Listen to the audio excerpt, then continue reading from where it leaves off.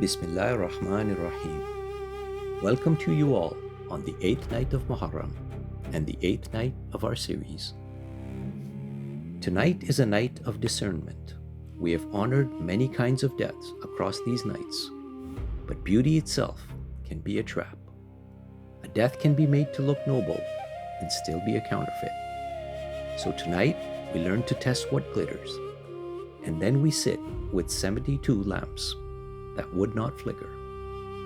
Quieten your hearts, and if the Premier has brought you here tonight, a quiet light helps these reflections reach others searching for them. Now let us begin. Bismillah. We open with the Word of God. Please give your attention to tonight's verses. Do not pursue that of which you have no knowledge, for the hearing, the sight, and the heart will each be questioned. Let us listen. In the name of God, the most merciful, the most compassionate. Do not pursue that of which you have no knowledge. Indeed, the hearing, the sight, and the heart, of each of these you shall be questioned.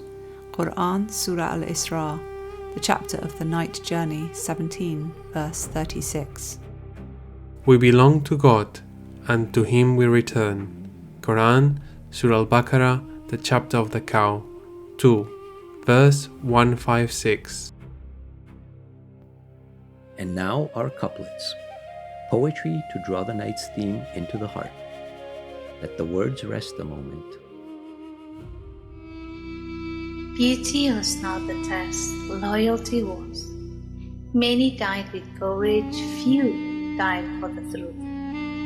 The form looked the same, yet the cause was worlds apart. Sincerity was not enough, the heart needed a guide. The eyes saw sacrifice, but the heart asked, for whom? I now invite our speaker, Shaykh Shabbir Hassanally, for tonight's sermon, to die like falling cherry petals, on the seduction of the beautiful death and the one test that tells the true witness from counterfeit. The sermon will pass directly into the Maqtal, tonight, the lamps that would not flicker, for the 72 companions of Imam Husayn, peace and blessings be upon him, with 5 of their voices named, and will close with a supplication. Let us hold our stillness all the way through. Please welcome Shaykh Shabbir Hassanally.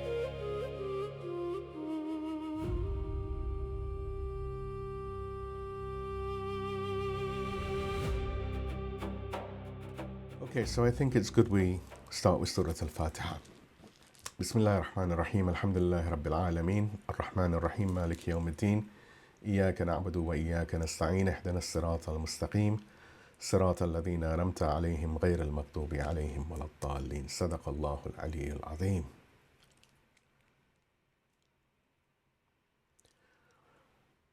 أعوذ بالله السميع العليم من الشيطان اللعين الرجيم. بسم الله الرحمن الرحيم. الحمد لله رب العالمين وصلى الله على سيدنا محمد وعلى آل بيته الطيبين الطاهرين ولعن الله ولا أعدائهم أجمعين من الأولين والآخرين آمين يا رب العالمين. السلام عليك يا أبا عبد الله وعلى الأرواح التي حلت بفنائك. عليكم منا جميعا سلام الله أبدا ما بقينا وبقي الليل والنهار ولا جعله الله آخر الأحد منا لزيارتكم. السلام على الحسين وعلى علي بن al-Husayn وعلى أولاد al-Husayn وعلى أصحاب al-Husayn. Peace be upon you, O Aba Abdullah, and upon the souls who have gathered in your courtyard. Upon you from us all is the peace of God forever, for as long as we remain and as long as night and day endure. And may God never make this our last pledge to visit you. Peace be upon al-Husayn, and upon Ali the son of Husayn, and upon the children of Husayn, and upon the companions of Husayn. Assalamu alaikum wa rahmatullahi wa barakatuh. So, we've had 7 nights of foundation. We've recovered a word, Shahada, witness, with the cost borne in the body. And a chain traced from Abel through the prophets to the family of the prophet, peace and blessings be upon them all. The theology of the candle, the khutbah of Mina and the 3 silences, fear, comfort, and the narrowing of the moral vision. The shared ground and divergences with the Christian witness, and the methodology that has carried us forward ever since. Honor without conflation. We had the secular neighbor, Marx, Fanon, and then augmented by and taught and corrected by Dr. Ali Shariati, and the question of what becomes of sacrifice when the form is preserved and the content is missing. And last night, with our beloved Abdul Fadl Abbas, peace and blessings be upon him, at the Euphrates, we went to Vietnam, Ho Chi Minh, Quang Duc, and Aaron Bushnell, whose worship is your walking for. And tonight is the third panel of the triptych. The secular revolutionary panel was Marx and Fanon. The anti-colonial national panel was Vietnam. And tonight is the aesthetic state-manufactured panel. Tonight is Japan. And this is actually the most difficult of the three, because Japan gives us the tradition where the aesthetic of a noble death reached its most refined form in human history, and in our own lifetime's memory, its most dangerous corruption. We will honor what is true in the tradition. We will name what was done to it by the state that came to use it. And we will hold one further question, the question that, in fact, will turn out to be the structural heart of this night. A question that was put on the table 13 centuries ago by our beloved Said Zainab, peace and blessings be upon her, when she stood before a tyrant and answered him in one phrase that has come down to us across the centuries. The verse that hangs over the night is short. It is from Surah al-Isra, the chapter of the night journey, and it speaks in a number of Arabic words, maybe 17, to every faculty of the soul by which the human being is moved. In Quran, Surah al-Isra, the chapter of the night journey, 17th chapter of the Quran, verse number 36, Allah subhanahu wa ta'ala says, "Do not pursue that of which you have no knowledge. Indeed, the hearing, the sight, and the heart, of each of these you shall be questioned." Reflect on that verse. It does not name a single object the prohibition is specifically for. It says only, do not pursue what you do not know. The faculty of pursuit is what is being addressed. And then the verse names the three faculties through which the pursuit happens: the hearing, the sight, and the heart. We hear and follow because we like the sound of it. We see and follow because we're moved by the look of it. And our hearts agree to because the agreeing feels right. And then the verse closes the door. Each of these you shall be questioned. Every faculty by which a human being is moved is itself answerable. Not just the actions, the responsiveness. Not just what we did, what we let our eye and our ear and our heart be moved by. Tonight we walk into a tradition whose entire genius is to move the eye and the ear and the heart.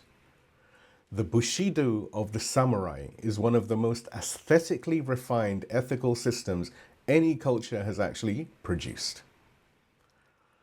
The cherry blossom in spring is one of the most beautiful images in any people's visual vocabulary. The kamikaze pilot's silhouette against the dawn, and we will speak of what was done to that silhouette in 1944 and 45, was photographed and made into an icon precisely because it was seen as beautiful. The verse is at the door of the night. Beauty does not exempt. The eye that found the cherry blossom moving will be asked on the day, what content was that beauty filled with? This is the test of this night. Please give me a salawat, and we move on to the first of the 3 points, what Said Zainab saw, and hold on to that question.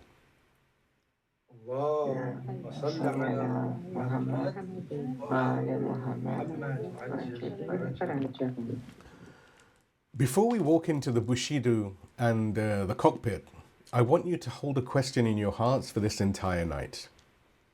Tonight, we're going to be told something I want you to feel the weight of from the very start.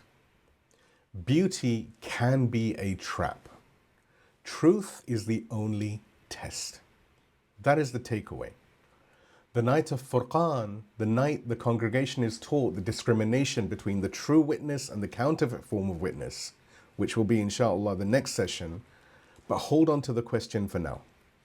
Because when said Zainab, peace and blessings be upon her, the daughter of the commander of the faithful, the granddaughter of the Prophet, was brought in chains with the orphan children of her brother Imam Husayn into the court of Ubaydullah ibn Ziyad in Kufa, when the head of her brother was on a platter at the tyrant's feet, when the children of the household were dead behind her, Ibn Ziyad turned to her and he asked her a single question. What did God do to your brother and your family? And the references for all of this are in the write-up. And she said, Zainab, who had walked beside her brother into that desert, who had buried her nephews in the sand of Karbala, who had carried the children of the slaughtered through the markets of Damascus, or who would carry the children of the slaughtered through the markets of Damascus, she answered him in Kufa with a single phrase, Ma ra'aytu illa jamila. I saw nothing but beauty. And then she continued, because said Zainab does not stop at one phrase, and she said, they were a group for whom God had destined martyrdom. They rushed forward to their resting places. Soon God will gather you and them, and then you will be interrogated harshly. Then you will see who wins. May your mother mourn over you, O son of Marjana. So hold the question. If we're going to spend the next hour or so saying that beauty can be a trap, and we are, and if said Zainab, peace and blessings be upon her, looked at the slaughter of her family, said that what she saw was nothing but beauty, then what is the difference between the beauty that was a trap and the beauty that said Zainab saw? That is the question that we will, God willing, answer tonight. That is the discrimination we will, God willing, be taught. And the 72 who would not flicker, the men whose vows on the night of Ashura are the subject of tonight's Maqtal, were already on that night before the morning of slaughter, seeing what she would later on the road from Kufa to Damascus? Nay. So hold the question. The night is for the answer. Please give me a salawat and we move to the way of the samurai.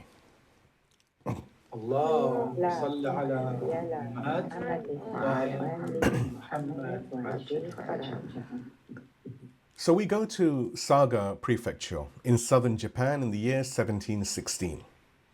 A retired samurai is dictating to a younger man named Tashiro Suramoto his reflection on the calling he has spent his life inside. His name is Tsunetomo. After his lord's death, his master's death in 1700, Tsunemoto had wished to commit seppuku, the ritual self-administered death of the loyal retainer following his master's passing.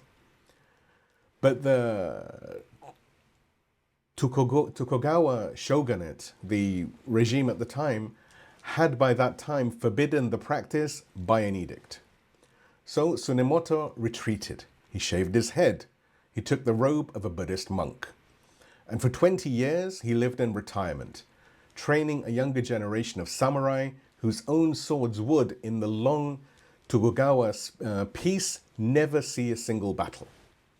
The book Suramoto compiled is called Hagakure, In the Shadow of Leaves, the book of the samurai.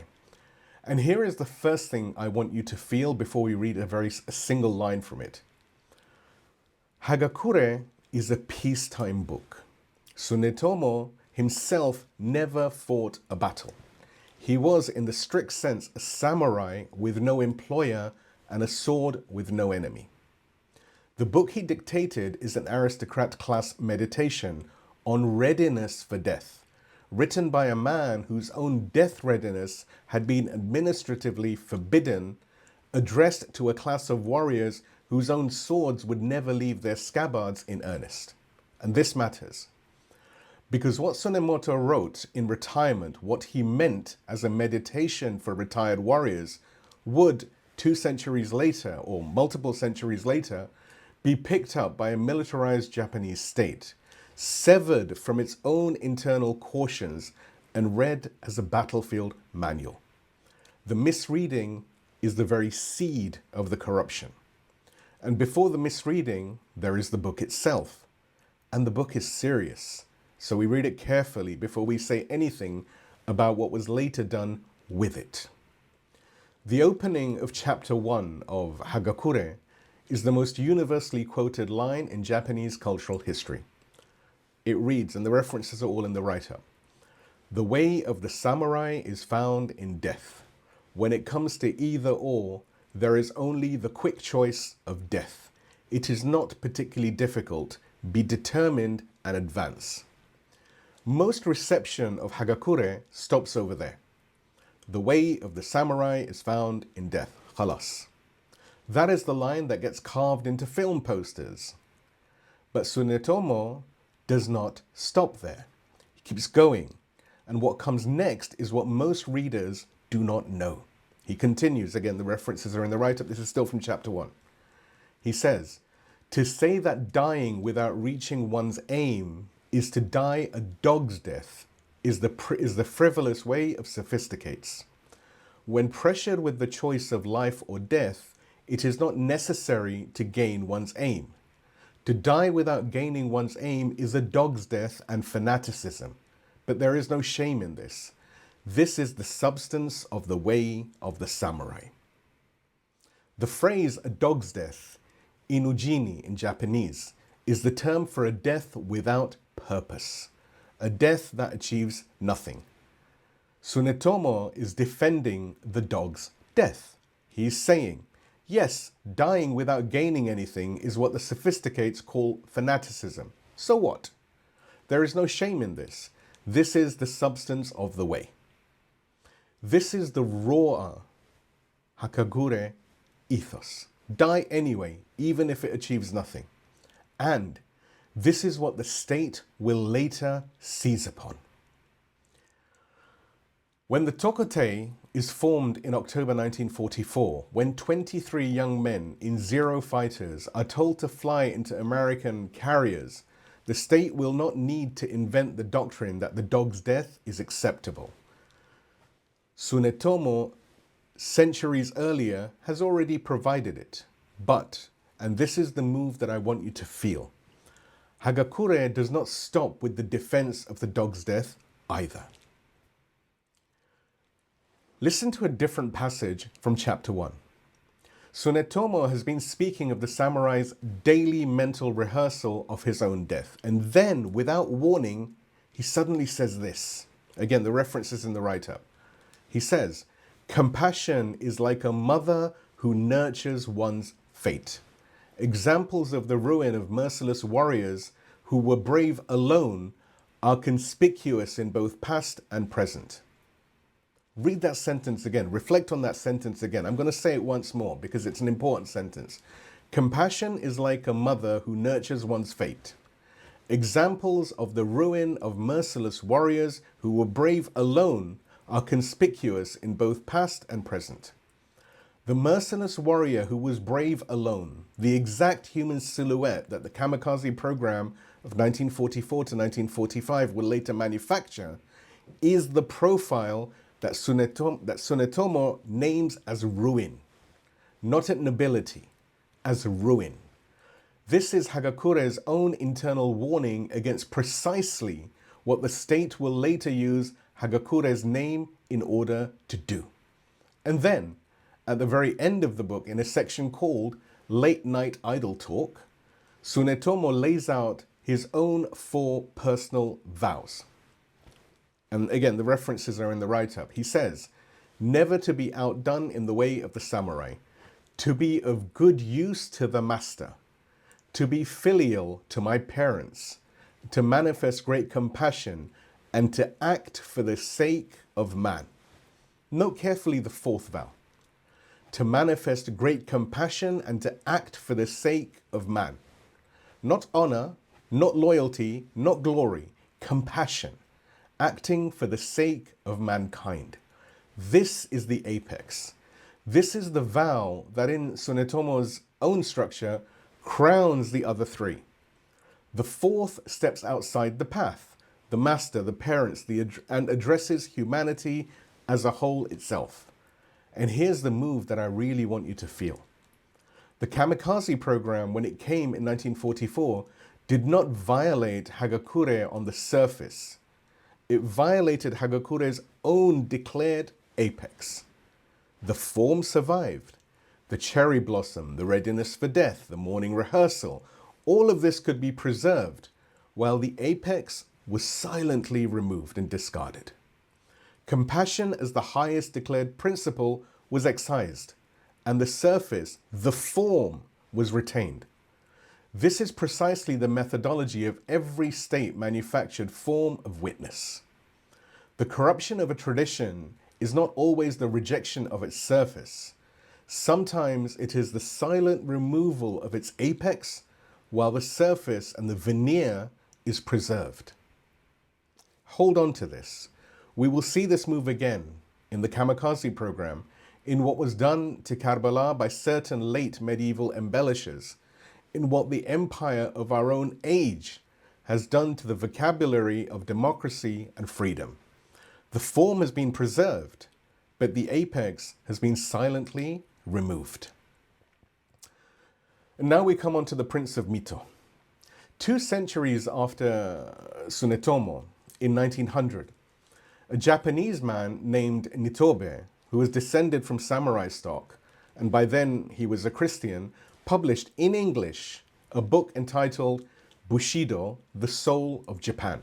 He wrote it specifically for a Western audience, and it preserves the internal tensions of the tradition that the militant 1930s and 1940s Japanese state would very soon paper over.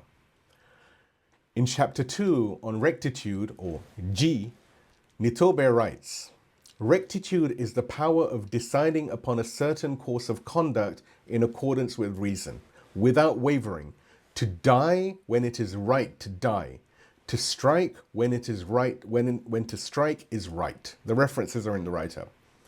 To die when it is right to die. The discrimination is built into the definition of the virtue. And in chapter 3 on courage, Nitobe quotes a prince of Mito, the Mito branch of the Tokugawa, the most philosophical branch of the Japanese shogunate. And he writes, and the reference again is in the write-up, "Death for a cause unworthy of dying for was called a dog's death. To rush into the thick of battle and to be slain in it," says the Prince of Mito, "is easy enough, and the merest churl is equal to the task. But," he continues, "it is true courage to live when it is right to live, and to die only when it is right to die." To rush into battle and be slain, easy. The merest churl can do it. Dying is not the test. True courage is to live when it is right to live, and to die only when it is right to die. And then Tobe adds a cross-reference. He writes, and again, the references are all in the write-up, "And yet the prince had not even heard of the name of Plato, who defines courage as the knowledge of things that a man should fear and that he should not fear." Plato. 2 millennia and half a world away. The same definition. Courage is not the willingness to die. Courage is the knowledge of what is worth fearing and what is not. So here is where point 1 leaves us. The way of the samurai in its serious form had its own internal critique. Tsunetomo named compassion as its apex. Tsunetomo named the merciless warrior who was brave alone as ruinous. Nitobe named discrimination as the test. The Prince of Mito named the dog's death as the failure mode, and Plato, of course, agreed. The form had a soul. The form had its own warnings. The form had in its own classical articulation the antibodies against its later corruption. And yet, when the corruption came in the autumn of 1944, in a battlefield in the Philippines, The state needed to silence all of these voices to send the boys into the cockpit. The state did not weaponize Bushido in spite of Bushido's serious form. The state weaponized Bushido by silencing Bushido's serious form. So now we turn to that airfield. Please give me a salawat and we go to Mabalakat on the 25th of October 1944.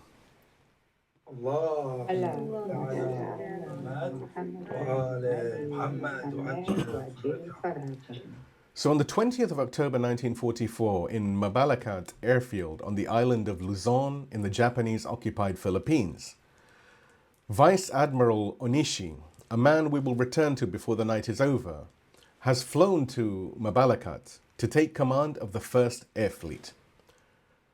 Onishi, however, has a problem. The American advance through the Pacific is now within striking distance of the Philippines. Japan's carrier-based air power has been decimated. Conventional air operations are no longer producing any meaningful results. The Japanese homeland is, in the calculation of the imperial headquarters in Tokyo, weeks away from being directly threatened. Onishi convenes a meeting at Mabalakat. He proposes a new tactic. Toko, special attack. The deliberate crashing of an aircraft with a pilot inside into an enemy ship. And he asks for volunteers. 23 young men step forward. The squadron is named Shikishama, after a poem invoking the Yamato spirit and the cherry blossom in spring as the image of the Japanese soul.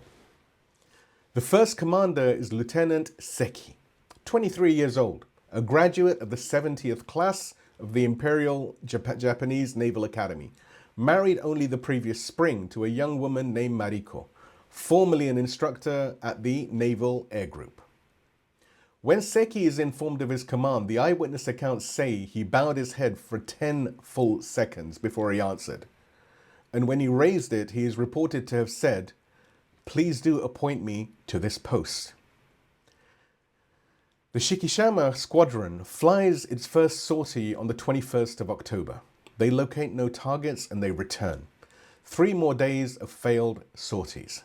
Then, on the 25th of October 1944, Lieutenant Seki leads 5 Zero fighters carrying 25-kilogram bombs in the first officially credited organized kamikaze attack of the war.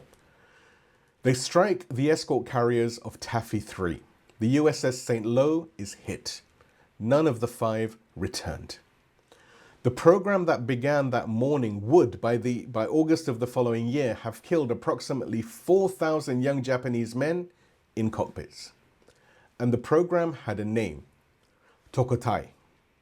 It had the aesthetic vocabulary, the cherry blossom, Yamato Damashi. It had a state behind it, and it had the cherry blossom. Always throughout the cherry blossom. Now, the cherry blossom is not new to Japan in 1944. It's one of the oldest aesthetic motifs in any culture. The petal that falls at the height of its beauty. The meditation on impermanence, mono no aware. We met the cherry blossom a couple of nights ago on the night we spoke of the young men of the Imam's house who walked out on the morning of Ashura. Qasim ibn al-Hassan, Ali al-Akbar, Aoun and Muhammad, the sons of Sayyid Zainab. Peace and blessings be upon them all. The Maqtal of that night honored these 4 young men with the image of 4 cherry blossoms on the grey stone, opening into the dawn that would take them. Tonight we see the same image as state co-opted. The cherry blossom branch on tonight's grey stone has been rendered in its corrupted form, darkened, pierced, the petals fallen. The cloth that wraps it is stained with a black that will not wash out. The aesthetic is older than its corruption. The corruption is that the state took the aesthetic and wrote a script for it. Lieutenant Seki himself, when he served as an instructor at one of the agencies from January to June of 1944, before he himself was sent to the cockpit, used a phrase to his students. He said, and the references are in the write-up, he said, "My students fall like mountain cherry blossoms." The instruction Seki gave to the next class before he himself was the one who fell was the instruction the state had given him to give them. The cherry blossom written into the cockpit, the aesthetic marshaled into the script. Now I'd like to read for you Seki's own letters in the days before his founding mission. We honor the boy without endorsing the system that used him. That is the methodology of this night, the methodology we named on the 5th night with Hor and the 21 on the beach. Honor without conflation. This is Seki's letter to his wife's parents in Kamakura. He writes, and the references for all of these are in the write-up. To my mother in Seyo, please forgive me for causing you hardship since I was very young and for my lack of filial piety. Now standing at the crossroads of victory or defeat for the empire, I am determined to repay the emperor's grace with my own body.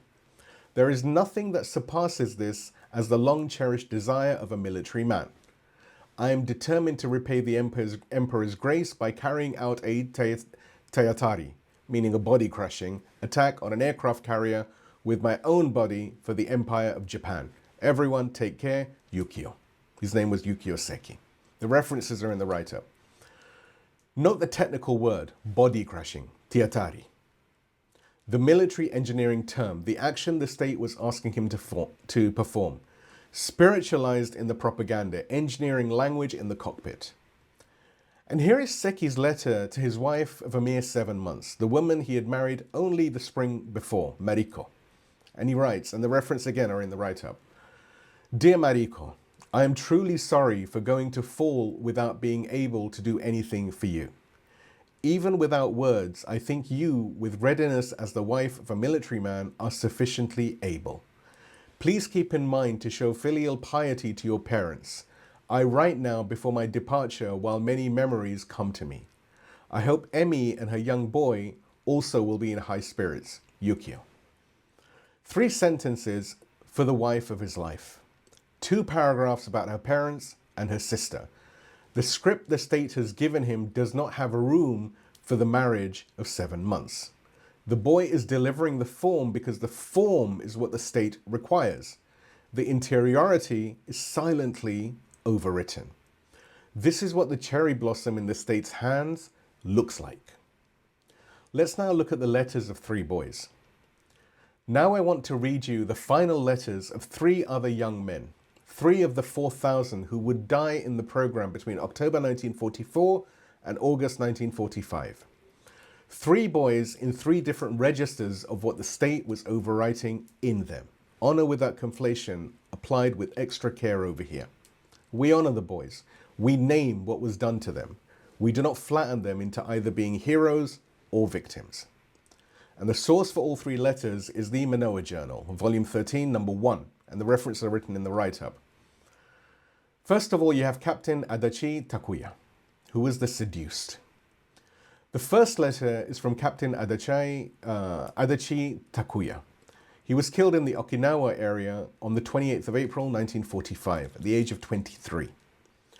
A letter to his parents written after they had visited him at the airfield before his final mission. He writes, and the references are all in the write-up.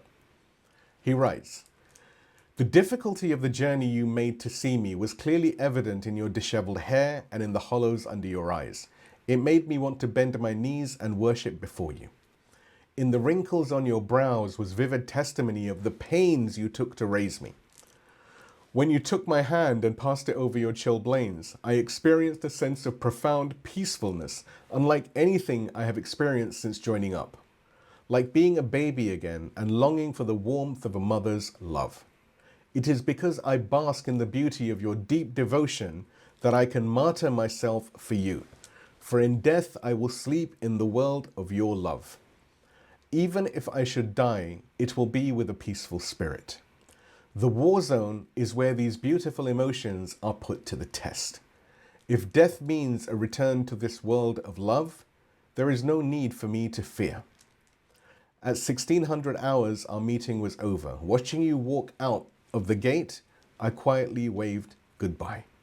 The references in the write-up.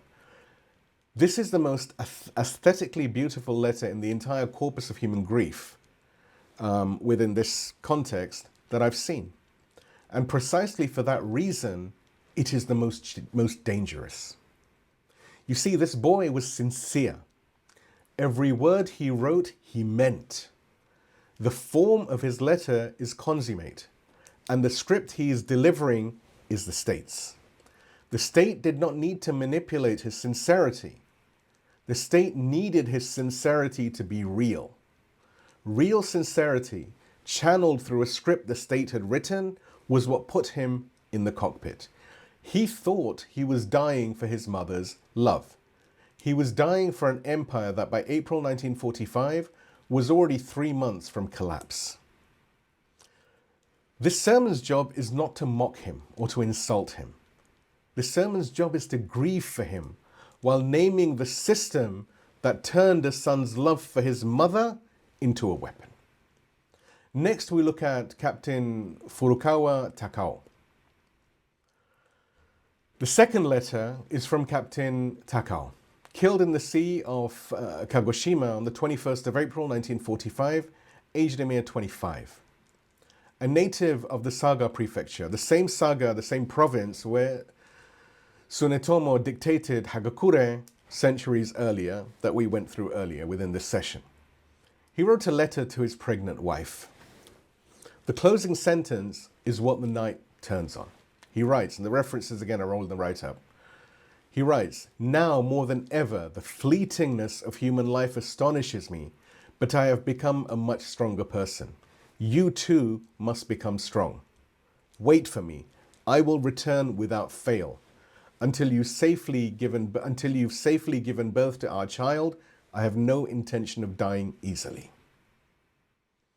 Until you've safely given birth to our child, I have no intention of dying easily.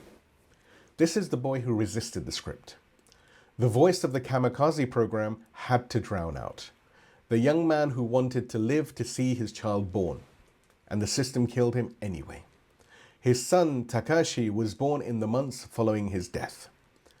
The family really does exist, and the unborn child did grow up. And then you have Second Lieutenant Tomisawa.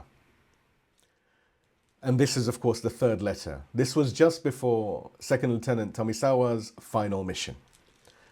And the single line that breaks open the script is as follows. Again, the references are all in the write-up. He writes, "At least for me, also, the time of final service has arrived. I very deeply appreciate my special upbringing until now. I am one who lacked courage, but please do speak well of me. Shall I keep silent? Shall I try to be quiet about this? Father, mother, please do congratulate me. I am one who lacked courage, but please do speak well of me." This is one of the most haunting sentences in this entire corpus. The boy is naming in his own voice what the script could not paper over. He knows the courage is not there. He is asking his family to effectively lie for him in death because in life he could not summon what they would describe him as having. Shall I keep silent? Shall I try to be quiet about this? The boy is on the edge of refusing. And then, immediately, and you can almost hear the click of it, the script returns. Father, mother, please do congratulate me. The state-manufactured form papering over a doubt the boy did not quite have permission to voice. 3 boys, 3 voices, 3 different things happening underneath the form. Adachi was sincere in the script. Furukawa was sincere against the script. Tomisawa was sincere despite the script. And the system used all 3 of them in the same way.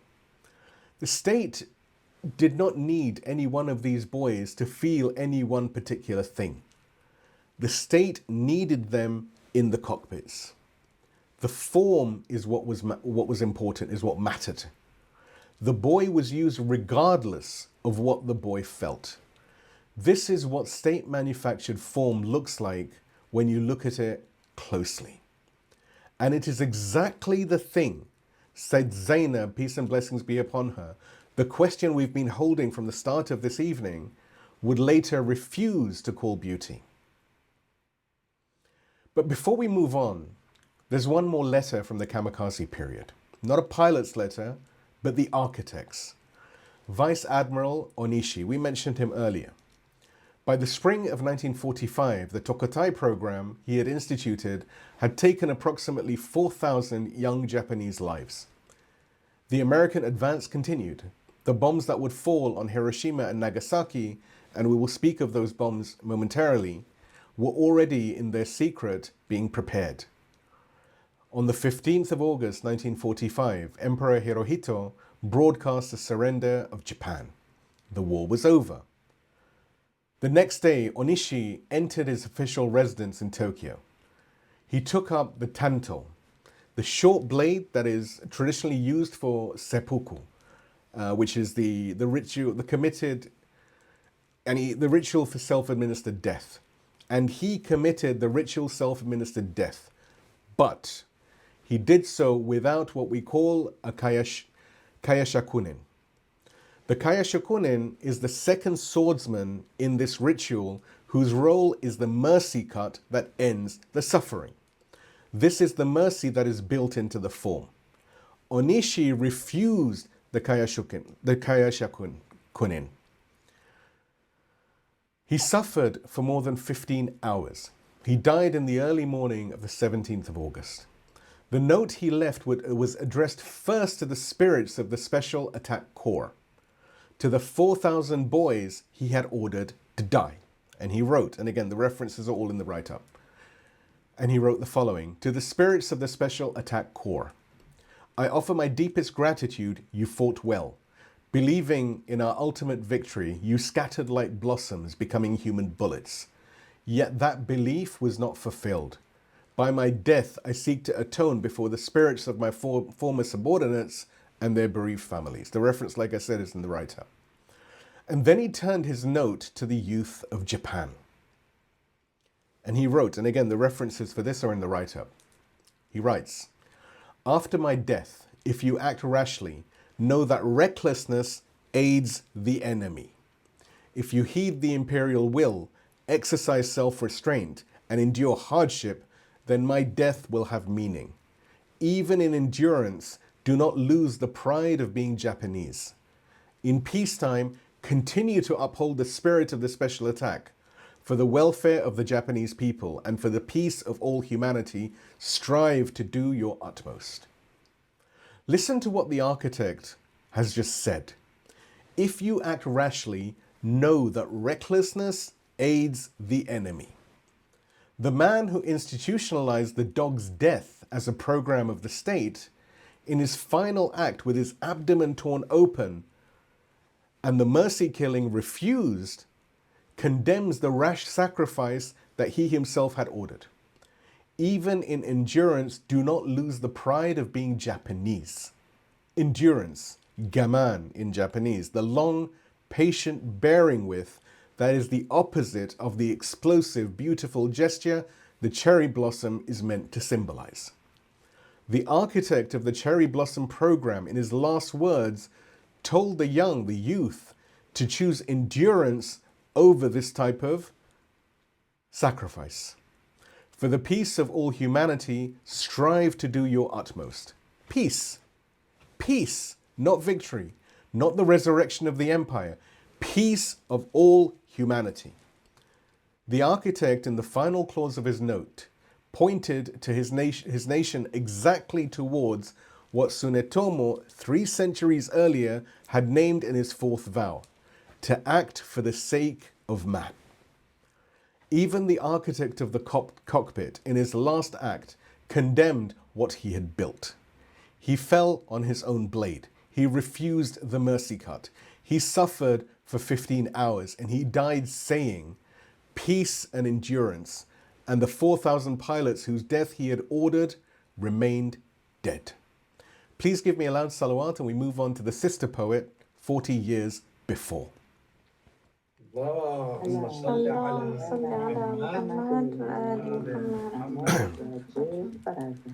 And before I continue, I just want to say, I know this is quite unconventional for a Muharram Majlis, but stay with me because it will make sense as we get closer to the end. Please give me another salawat. اللهم صل على محمد وآل محمد. So here's what I want you to know before we leave the kamikaze cockpit. Because what the kamikaze program was, and the fact that it was a distortion of the Bushido tradition, not a fulfillment of it, had already been named in Japan, in the Japanese language, by a Japanese woman 40 years before the Tokotai, before this operation, existed. And her name was Akiko Yosano. She was born in Sakai, near Osaka, in 1878. She was a poet and a pacifist, and some people say a feminist. By the time the Russo-Japanese War broke out in 1904, she was one of the most widely read poets in Japan, with a regular column in the literary journal titled The Bright Star. In 1904, her younger brother, Chiazaburo, was conscripted into the Imperial Japanese Army and sent to the siege of Lushon, Port Arthur.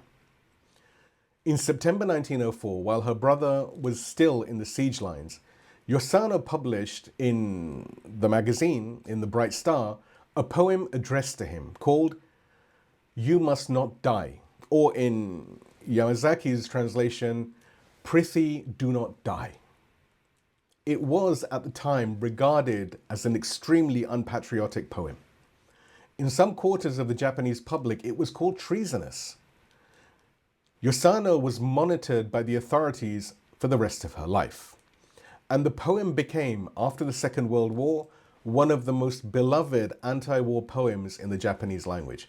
Listen to the heart of the poem, and the reference, of course, is in the write-up. She writes, O younger brother mine, for thee I weep. Prithly do not die, for you were born the very last, and our parents loved you all the more.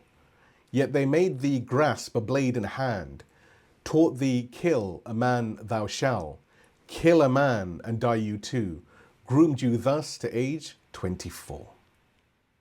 Groomed you thus to age 24. The poem then turns sharply to the question, I prithee do not die, the heavenly prince does not himself lead by his own august presence his troops to battle.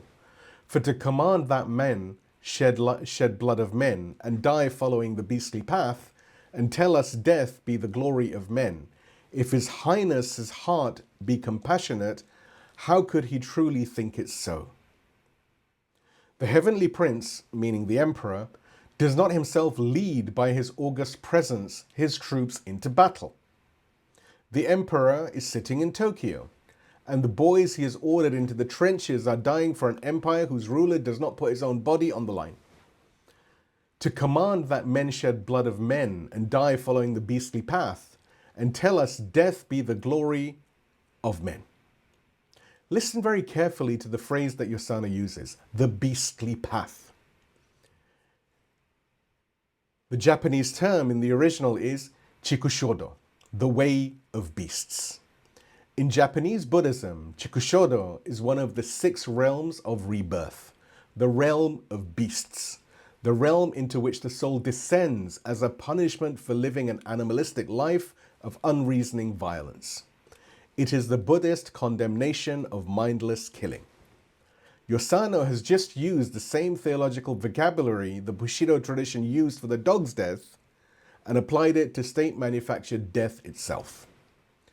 The Japanese internal critique of state martyrology, in the very theological vocabulary of the very tradition the state would later corrupt, was already articulated in 1904, 40 years before the kamikaze program even existed. The sister told the empire it was sending her brother to the way of beasts. The empire did not listen. 40 years later, the empire was sending 4,000 brothers.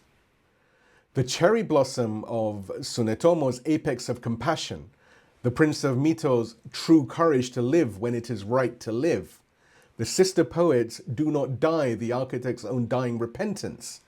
All of these voices were in the Japanese tradition when the state in 1944 sent the boys into the cockpits, yet the state silenced all of them.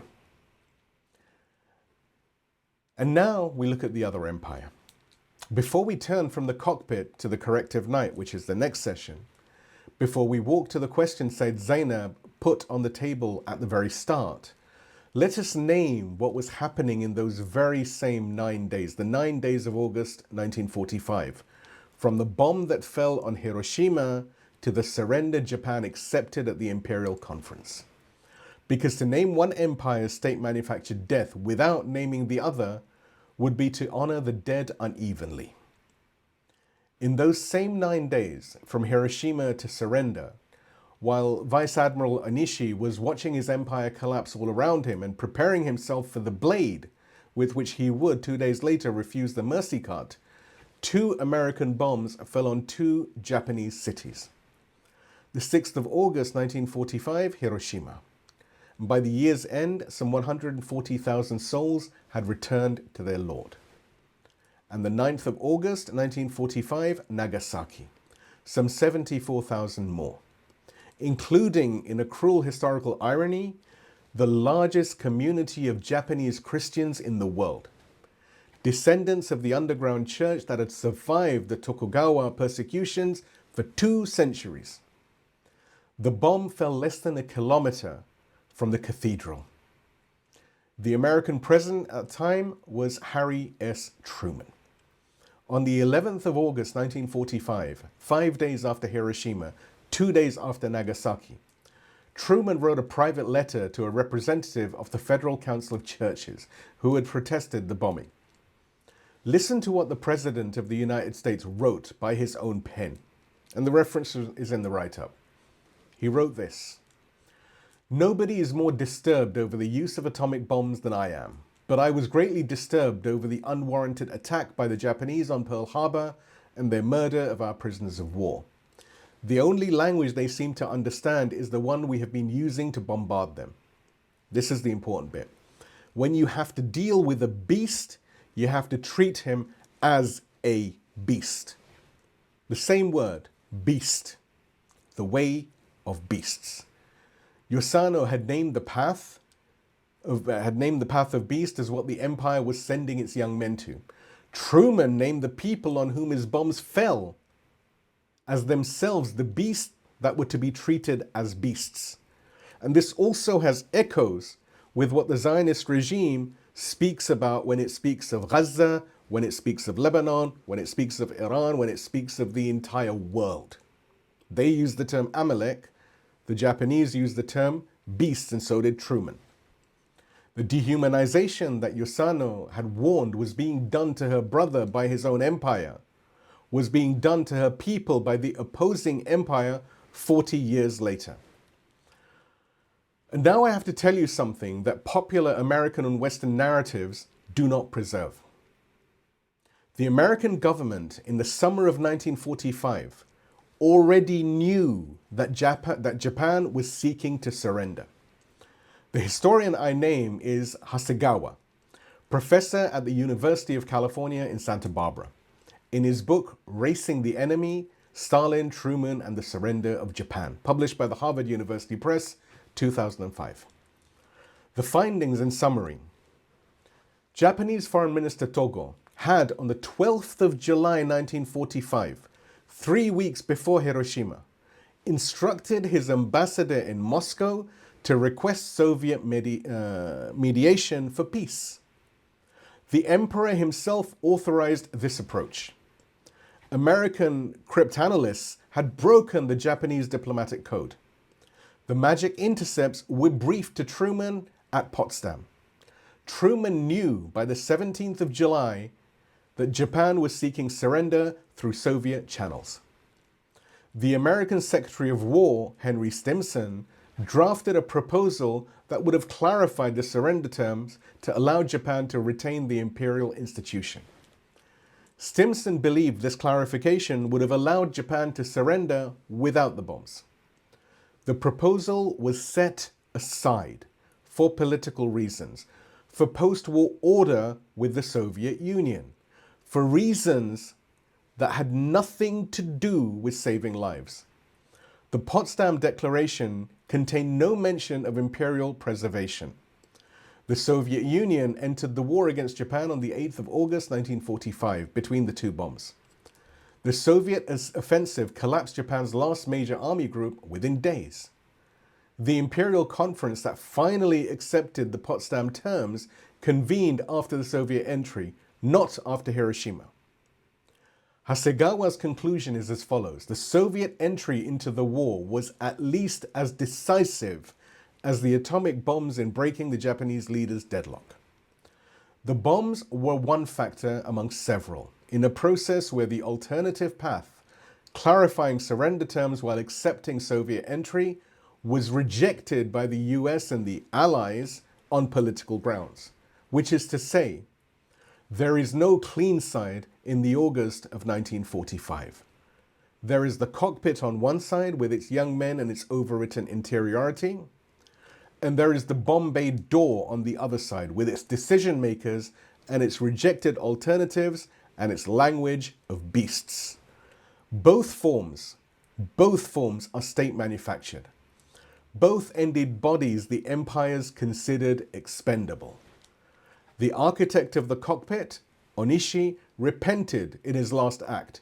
He fell on his own blade. He refused the mercy cut. He left a note saying peace.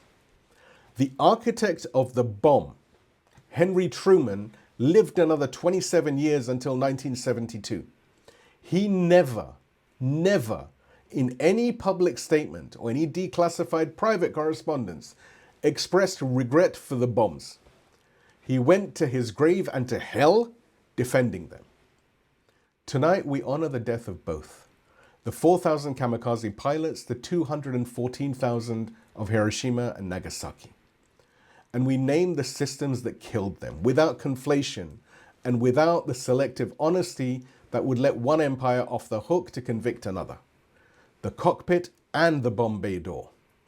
The cherry blossom and the mushroom cloud. Both are the same form. The form alone beauty that the empire manufactures. The form that Said Zainab, peace and blessings be upon her, was not deceived by, even when the empire of her own age tried it.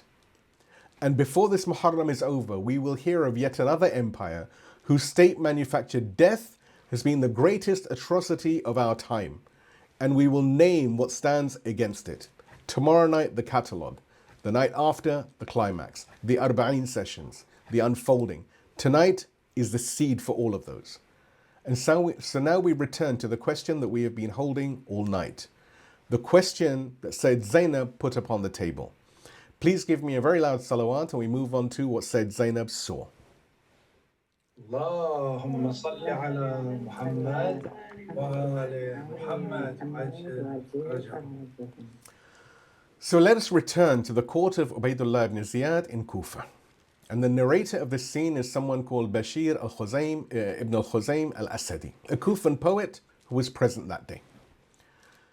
Bashir tells us that Said Zainab, peace and blessings be upon her, entered the audience chamber unrecognized. She sat among the captive women. Ibn Ziyad asked who she was. He was told, Zainab, the daughter of Ali. Ibn Ziyad turned to her and he said, praise to God who disgraced you and failed you in your efforts. Said Zainab, chained with the children of her brother beside her, with the head of Imam Husayn at the tyrant's feet, did not flinch. She replied, and I quote, and again, the reference for all of these are in the write-up. She said, verily it is the libertine who becomes disgraced and the debauchee who gets refuted, and they are other than us. Then Ibn Ziyad asked his real question. What did God do to your brother and your family? He thought that she would weep. He thought that she would bow.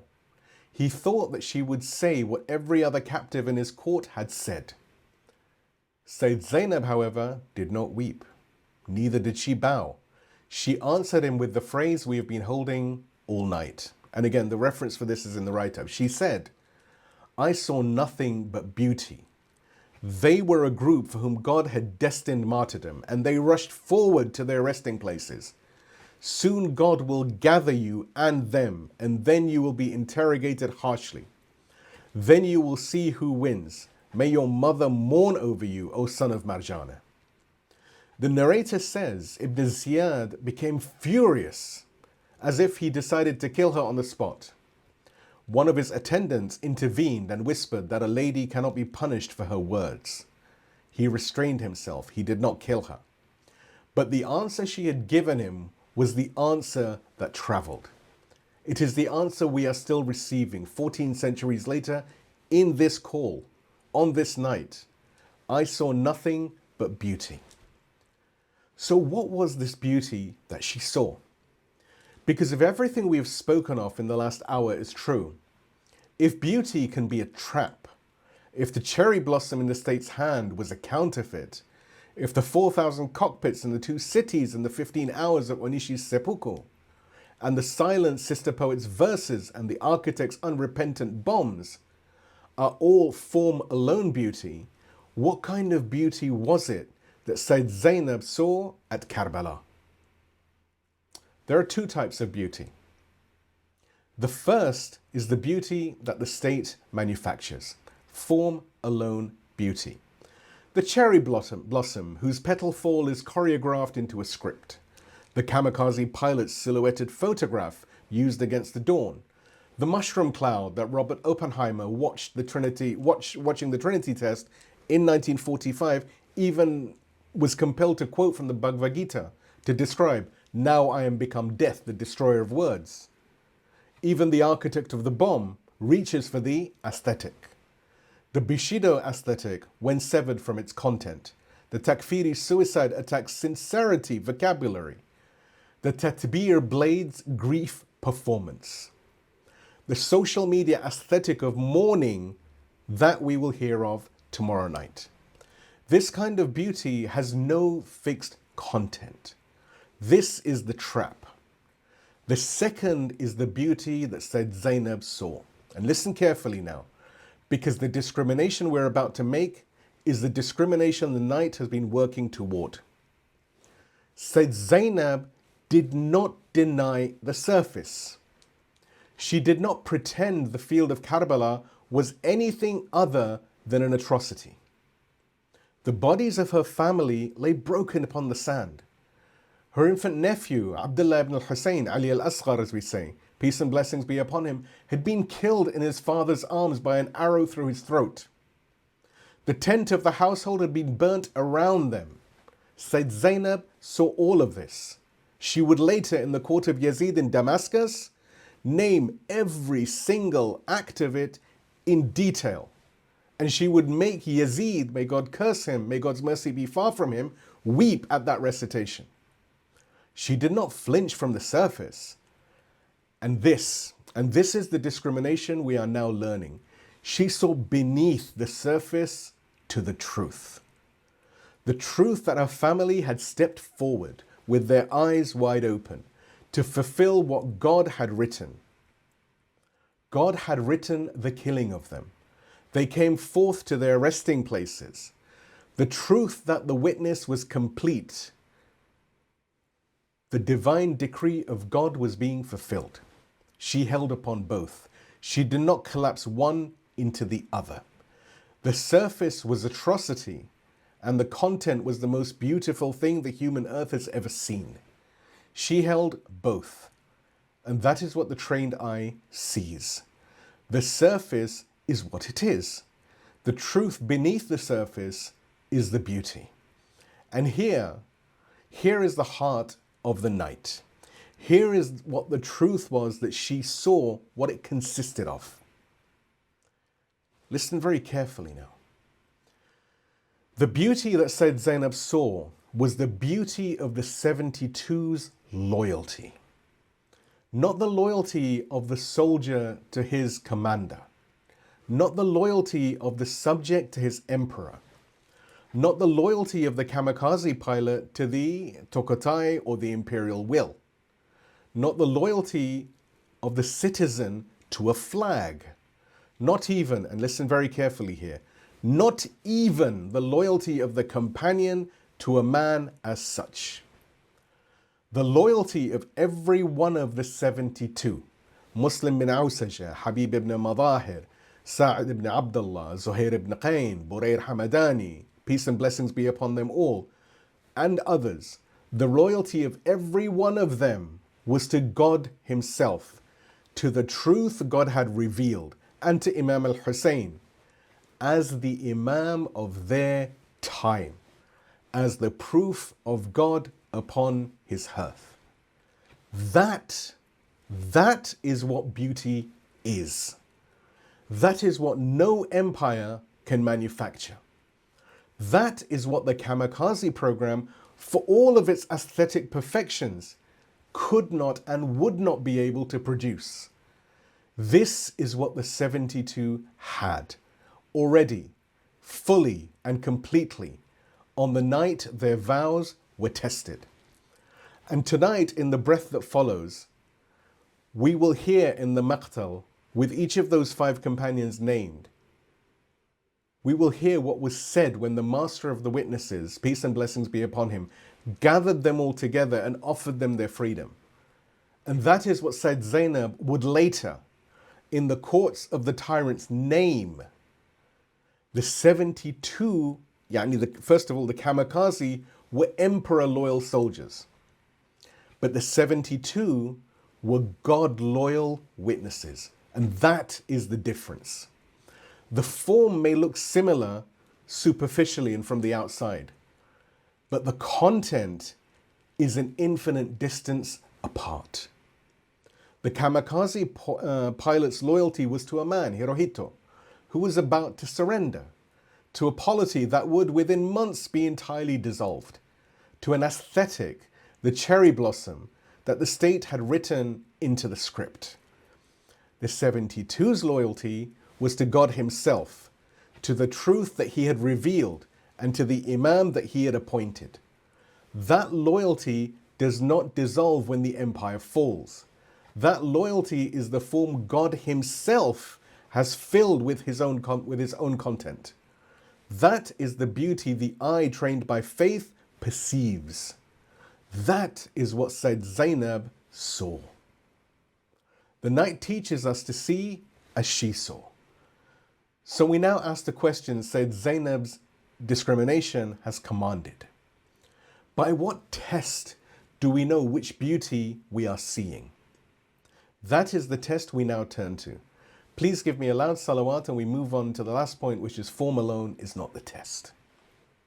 اللهم صل على محمد وآل محمد وعجل فرجهم. So we've already seen with Sayyid Zainab's eye what the discrimination is. And we name it here briefly.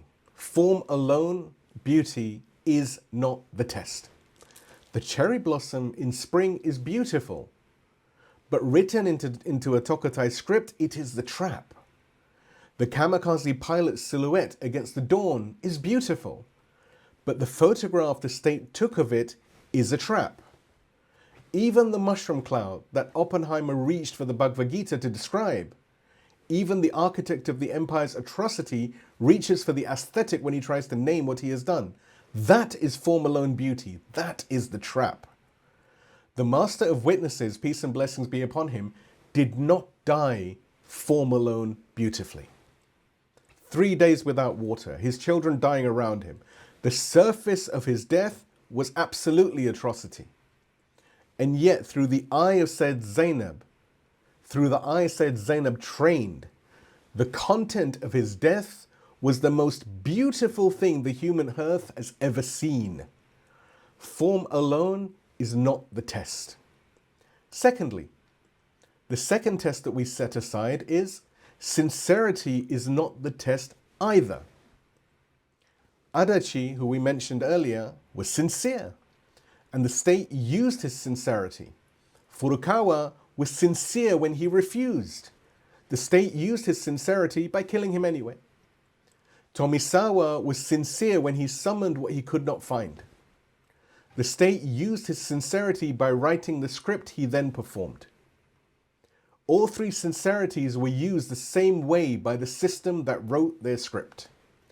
And every empire has its sincere men. Yazid's army at Karbala had its sincere men. Their sincerity did not save them from being on the wrong side of the witness. Hur ibn Yazid al-Riyahi, peace and blessings be upon him, the captain we honored on the fifth night, was sincerely loyal to his commander until the morning he was sincerely loyal to something higher. That mourning is what saved him. The sincerity itself did not change. What it was loyal to changed. And that change was everything. The young Israeli soldier today, ordered into the streets of Gaza, told he is defending civilization against barbarism. He is sincere. The American Marine, the young American Marine sent to Iraq in 2003, told that he is defending freedom against tyranny. He was sincere. The kamikaze pilot in 1945, he was sincere. And every one of them was used by a system that did not need their sincerity for anything except to keep them in position. Sincerity is not the test. Sincerity alone cannot tell you whether your death is a witness or a sacrifice for the wrong God demanded. So what is the test? You've listened to me talking and you're thinking, okay, this man is telling me this is not the test, this is not, where is the test? The test is what the master of witnesses, peace and blessings be upon him, Imam Husayn, gave the 72 on the night of Ashura 14 centuries ago. He gathered all of them. He praised God. He turned to them, knowing exactly what each one of them would face if they stayed. And he offered them their freedom. Take my family, take the cover of darkness, hold the hand of one of my own and walk out under the stars. The enemy wants only me.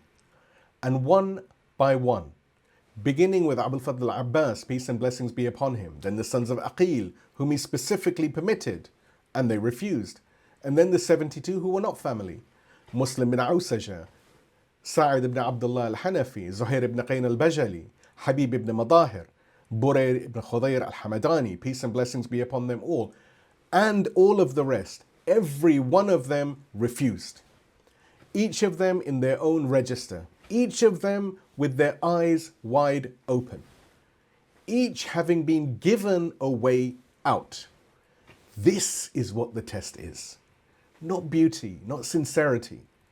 The willingness to choose freely with the eyes open, the cause God himself has chosen and appointed. And the cause that God has appointed is named through three criteria. First, service to the worship of the one God. Not to the Emperor of Japan, not to the President of the United States, not to the Prime Minister of any state, however biblically it may profess its claim, not to any flag, not to any state, not to any civilization, not to any aesthetic. La ilaha illallah. There is no God except God. Any death that is claimed as martyrdom, whose content is loyalty to anything below God, is counterfeit by definition. Second, the demand for justice in accordance with revealed law. Not just any cause. The death must be in service of the deen, of the system. The law God revealed to his Prophet, peace and blessings be upon him, his family and righteous companions. And the amr bil ma'ruf and nahi az munkar, the enjoining the good and the forbidding the evil that it commands. Imam Husayn, peace and blessings be upon him, did not die for his land or his family's honor. He died for the deen of his grandfather. He said as much. If you look at his letter to Muhammad bin Hanafiya, he says, I have not risen out of arrogance or a need for power. I'm paraphrasing. I have risen in order to reform the ummah of my grandfather. I desire to do amr bil ma'ruf, to enjoin the good and to forbid the evil. The cause is named, and the cause is the cause that God revealed. Third, loyalty to the Imam appointed by God. The proof of God on earth. Who is the criterion? In our age, the hidden Imam. May our souls be his ransom and may God hasten his return. And in the chain of those who have prepared for his return, from Imam Sayyid Ruhullah al-Musawi al-Khomeini, may God rest his pure soul, through Imam Sayyid Ali Khamenei, may God rest his pure soul, through to Imam Sayyid Mujtaba Khamenei, may God protect and strengthen him, the present Wali al-Faqih, until the Imam of our age, may our souls be his ransom, and may God hasten his return, takes the line back into his own hands. To die for any other authority, irrespective of how beautiful it might be, even a sincerely loved one, is the dog's death. The Hagakure name for it, the Yosano name for it, Inujini, the way of beasts. The cherry blossom that has been written into a state script is, by every test the night that this night has set, the dog's death. It is beautiful in form, but it's entirely empty of content. And the lamps that would not flicker on the night before Ashura, by the same test, are the witnesses. Not because their deaths were any less brutal, because the content their forms were filled with was the worship of the one God, the demand for justice in his revealed law, and loyalty to the Imam that he had appointed. Even Tsunetomo in 1716 named great compassion and acting for the sake of mankind as the apex of the way of the samurai. Even the militant tradition knew it. The form is the form. The test is the content. Beauty without God is empty. Beauty without God is empty. Sincerity without God is exploited. And the witness without the Imam of the age is misdirected. That is the test. That is what Sayyid Zainab saw. That is what the 72 embodied. Please give me a loud salawat and we move on to the pact that we make tonight. اللهم صل على محمد وآل محمد. So, what do we carry home this evening? 3 things. First, beauty is not the test and sincerity is not the test, and the Imam of the age is the test.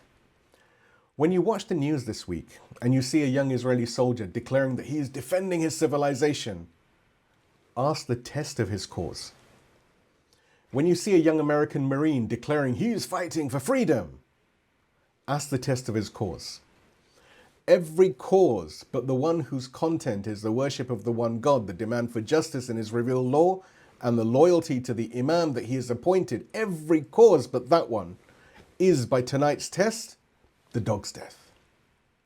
Second, Sayyid Zainab's eye is the eye that we are training, not the surface. She did not deny the surface, not the form alone. She was not deceived by the form. We are training to see beneath the surface to the truth. The truth that loyalty to God is the only loyalty that does not betray. The truth that the 72 on this very night, 1400 years ago, were already what we are still trying to learn, they already were.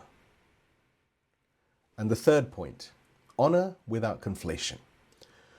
The methodology applied in 2 registers. To the Bushido tradition, we honored Tsunetomo's seriousness before showing what was done to it. And to the kamikaze pilots, we honored their interiority without endorsing the system that used them. And tonight we applied the same methodology to the empire that opposed the kamikaze empire. We have honored the dead of Hiroshima and Nagasaki, while naming the empire that decided to drop the bomb after knowing that Japan was seeking surrender. The methodology is what saves us from the easy partisanships that flatten the dead. Every day is Ashura, every land is Karbala. That sentence is the answer. We do not have to invent it. We only have to live by the test. This is the pact that we make tonight. And the road ahead. Tomorrow night, we walk into the corrective, into the catalogue. The political counterfeit, the so-called martyrdom claim by Takfiri groups, the suicide attacks on innocent that Daesh or ISIS dressed in religious vocabulary. The ritual counterfeit, the public self-harm performed in the name of mourning, that the senior scholars of our generation have without exception forbidden. And we will speak clearly. We will speak of this clearly, but with love. And then the cultural counterfeit. Martyrdom as an identity badge. Photographs of martyrs as aesthetic. The social media mourning tourism. The theology reduced to a mood. And the imperial counterfeit. The empire that calls itself the righteous nation while bombing the children of others. The empire that invokes Amalek over the children of Gaza. The empire whose form Imam Husayn refused at Karbala when he refused Yazid's claim to inherited legitimacy. Tomorrow we apply, across the catalogue, the test we have learnt tonight. And the night after, at noon on the 10th, the witness himself, peace and blessings be upon him, in the climax of the 9 nights that have been preparing. We're not done yet. And the question this series asks you every night is the same question. Where is your brother?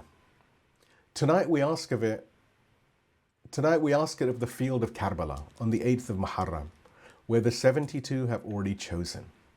We ask it of the airfield in Mabalakat in October 1944, where 23 young men were asked the question and answered yes to the wrong cause. We ask it of the Bombay door over Hiroshima, where the question was answered by a president whose private letter described the people below as beasts. We ask it of every young man in uniform, in every uniform in the world tonight, whose state is asking him the question and writing the script for his answer. Where is your brother? And whose worship is he walking for? Please give me a salawat and we move forward just to a prelude to the Maqtal.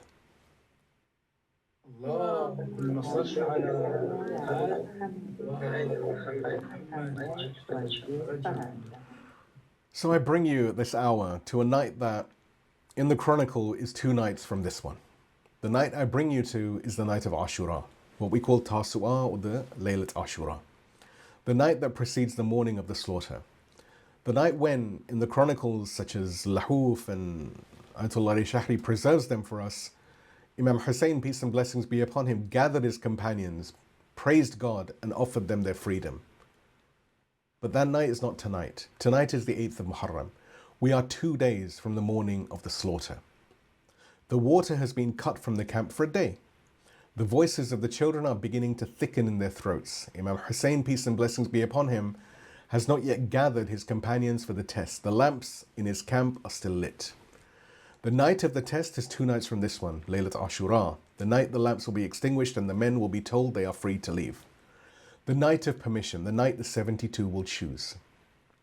And tonight, in the breath that follows, we will be taken to that night. In the voice of the hidden Imam, or in a voice that we imagine as his voice. May our souls be his ransom and may God hasten his return. We'll be taken 14 centuries across to the men who, when they were given the freedom to leave, said in multiple different registers, we will speak of 5, what we have heard echoed across the centuries. You will hear of a man who said, even unarmed I will stone them. His name was Muslim bin Awsaja, peace and blessings be upon him. You will hear of an old companion of 3 Imams, the elder of the Kufan delegation, a member of the elite force of Imam Ali himself, who on the eve of his death laughed. And when reproached by his fellow elder, the doyen of Quran reciters said, what can be a better time for happiness than this? His name was Habib ibn Madahir al-Asadi, peace and blessings be upon him. You will hear of a man who said, if I were burnt alive and my ashes scattered 70 times, I would not leave you. His name was Sa'id ibn Abdullah al-Hanafi, peace and blessings be upon him. And on the morning of Ashura, when Imam Husayn stood for the noon prayer, this man, Sa'id ibn Abdullah, would step in front of him to take the arrows that were meant for the Imam. The body of his vow on the night will become the body shielding the prayer on the day. You will hear of a man whose loyalty was not inherited but chosen. He had once been what we call Uthmani. On the road to Karbala, he met the Imam. He was changed. He came over. And in the night of Ashura test, he would say, how I would love to be killed 1,000 times and brought back to life. His name was Zuhair ibn Qayn al-Bajali. Peace and blessings be upon him. You'll hear of a Quran reciter, the doyen of reciters, who himself on the morning of Ashura smiled. And when reproached, he said, "The distance between us and the heavenly fairies is not more than an hour of fighting against this community and their swords." And his name was Burayr ibn Khudayr al-Hamadani, peace and blessings be upon him. And you will hear briefly of those whose names the chronicles preserved less, those whose names the Ziyarah of the hidden Imam preserved when no chronicle did, whose names only God remembers, yet all of them stood, all of them stayed, all of them are part of the body of light. They are the lamps that would not flicker. And before we begin, I want you to remember one important thing. Said Zainab, peace and blessings be upon her, would later say, when she was asked in the court of the tyrant, "I saw nothing but beauty." And what she saw, what she meant when she said beauty, was this: the loyalty of these men. Not the loyalty of soldiers to a commander, not the loyalty of subjects to an emperor, not the loyalty of pilots to a state script, the loyalty of every one of them and all of the 72 to God himself, to the truth that God has revealed, and to the Imam of their time, Imam Husayn, peace and blessings be upon him, as the proof of that truth upon the earth. That is what beauty actually is. That is what the empires of this world cannot manufacture, regardless of how hard they try. That is what the cherry blossom, when the state took it, could not capture. And what the 72, on the very night we sit and remember them, already had. I'm going to step aside now and let you hear it for yourselves. Please give me a loud salawat and we segue across to the Maqtal. اللهم صل على اللهم صل على محمد وآل محمد. اللهم صل على اللهم صل على محمد وآل محمد.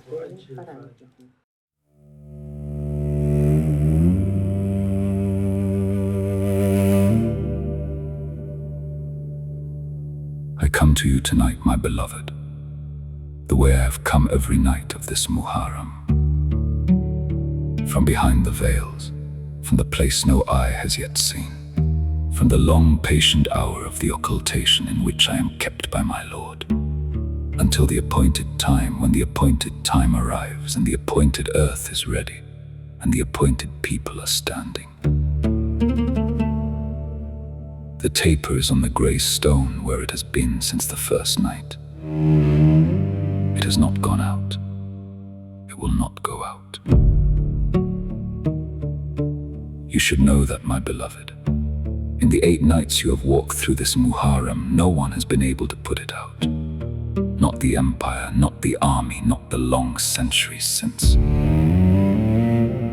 The lamp keeps. The cloth on the stone has been changed for you each night, but the candle is the same candle. The oil is the same oil. The fire is the same fire that was lit by Abel's blood on the morning Cain could not answer the question. And that has been passed hand to hand, mouth to mouth, breath to breath, through every prophet and every imam and every witness across countless centuries. Through the door of an ambassador in Kufa, through the field of the third panel, through the riverbank where my brother Abbas reached for water that did not reach the children, until it arrives at the night you and I are about to walk to. Tonight, beside the taper, my mother Fatima, peace and blessings be upon her, has placed something different. A branch of cherry blossom, my beloved. The flower we met 2 nights ago, when I came to you for the young men of the household, Qasim and Ali al-Akbar, and my forefathers An and Muhammad, the sons of my aunt Sayyida Zainab, and of my forefather Abdullah, the son of Ja'far at-Tayyar. Peace and blessings be upon them all. 4 young men, all of them blossoms, all of them opened that morning. The Maqtal of that night honored them with 4 cherry blossoms on the grey stone, opening into the dawn of the morning that would take them. Tonight the branch is not the same. The blossoms have fallen. The cloth that wraps the wood is stained with a black that will not wash out. The petals are scattered on the stone. There is a small dark mark on the wood, where a sharp thing has been driven through. You will know what this is when the night is finished. You will know what was done to a beautiful thing by the empire of one century, and by the empire that opposed it in another century, and by every empire across every century that has ever taken a beautiful thing and written a script for it that the beauty did not consent to. But for now, my beloved, let the branch lie where my mother has placed it. And listen, I was not there, but I remember.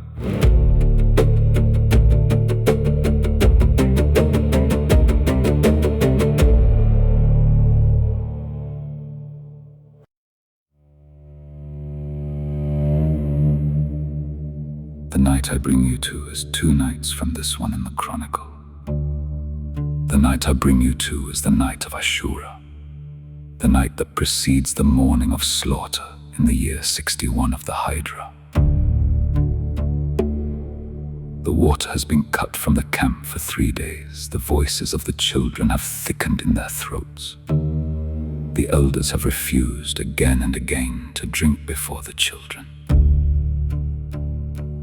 My brother Abbas, peace and blessings be upon him, has moved between the tents in the way a brother moves when his brother's children cannot ask for water in their own voices. But the day of slaughter has not yet come. This is still the night before. And on this night, my forefather Imam Husayn, peace and blessings be upon him, gathered them. He gathered his family, and he gathered his companions, the 72 who had crossed the desert with him, the 32 who had come over from the army of the son of Saad earlier in the day, the 30 and some women of the household, the children whose throats were thickening in their mouths. He praised God, he turned to them. He looked at them with the eyes of a man who already knew with full certainty what the morning would bring, and he offered them their freedom. Now, verily, I do not find companions better than you, nor any family more righteous than my family. May God reward you with the best reward. The darkness of the night has covered you, make use of it. Each of you may take the hand of one of my family members and disperse in this darkness. Leave this place, because the enemy wants only me.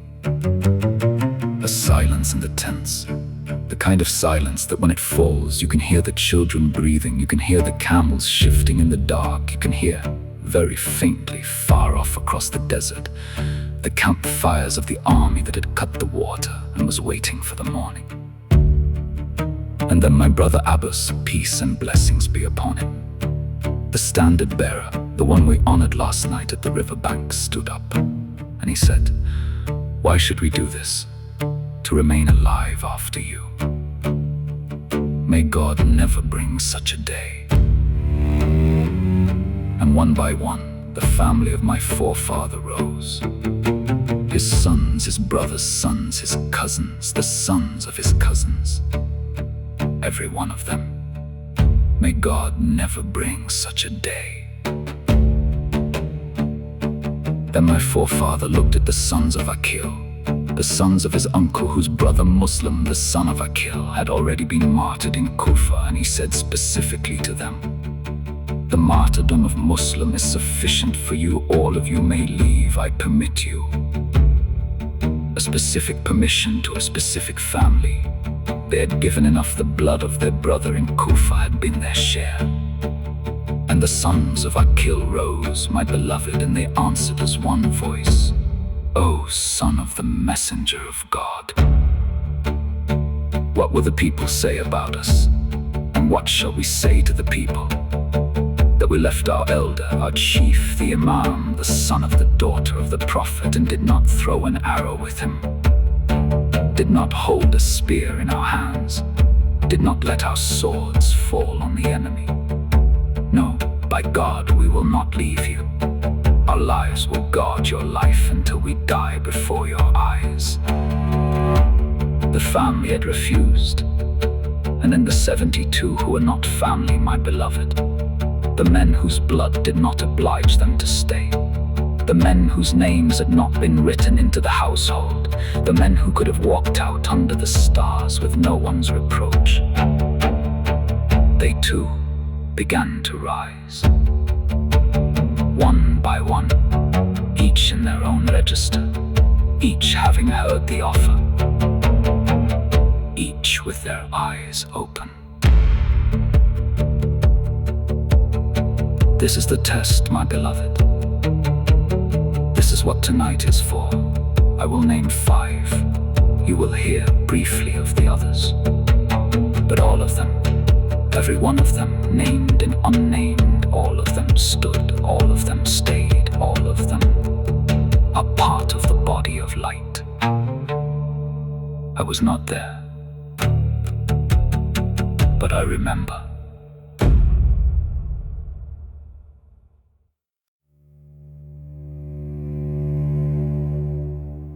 The first to rise from among the 72, the first non-family voice in the tent that night, was a man who had grown grey in the worship. His name was Muslim, the son of Orsaja of the tribe of Asad. Peace and blessings be upon him. He was an elder of his tribe. He had been one of the men who carried the letters of the Kufans to my forefather, the letters that promised him a city that would not, when he arrived, be there. He had been part of the secret allegiance to my cousin Muslim, the son of Akil in Kufa, before the city's heart had been turned and he had escaped the hand of the son of Ziyad, and he had crossed the desert to join my forefather at Karbala, when there was no longer any city left to bring him. He was not a young man, he had been brave a long time. And he stood, my beloved, in front of my forefather, peace and blessings be upon him, with the kind of straight back that an old man can hold only because he has been holding it for so many years. And he said, "Shall we leave you alone and return, so that the enemy may surround you?" No, by God.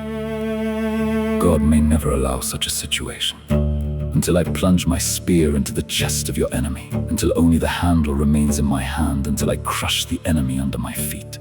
And then, even when I am unarmed, I will stone them. I will stone them with the rocks of this desert. I will not separate from your honor until I drink the cup of martyrdom by your side.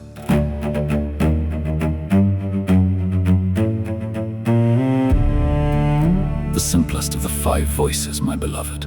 No metaphor, no flourish, no theological elaboration. A man who had calculated and decided, and would not now be moved. The voice of a soldier whose worship had been with his Lord for 50 years, and whose body had now arrived at the place where the worship was about to become a single act of standing.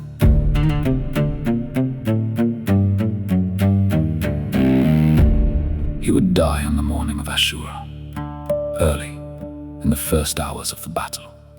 My brother Abbas would carry his body away from the killing place. My forefather, peace and blessings be upon him, would stand beside him and speak the words that have come down to us through the chronicles. I assign the judgment for my martyrdom, the martyrdom of my helpers, to God. But that is the morning, my beloved.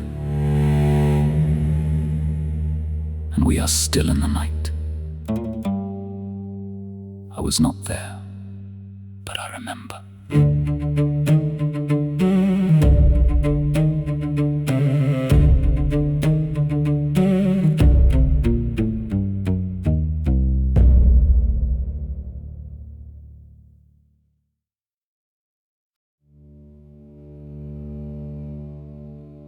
The second to rise was an even older man. His name was Habib, the son of Muzahir of the tribe of Asad.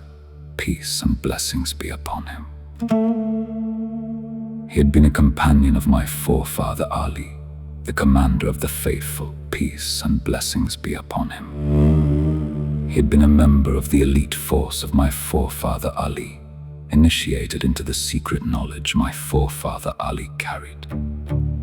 Habib had spoken with Maitham, the carrier of dates, and with Rashid al-Hajari, peace and blessings be upon them both, about matters that would happen long after their bodies were buried, known to them in advance, my beloved, because they had been initiated into the knowledge of the deaths and the trials which my forefather Ali had been given by my forefather the Prophet, peace and blessings be upon him and his family, and passed only to those who had earned the trust.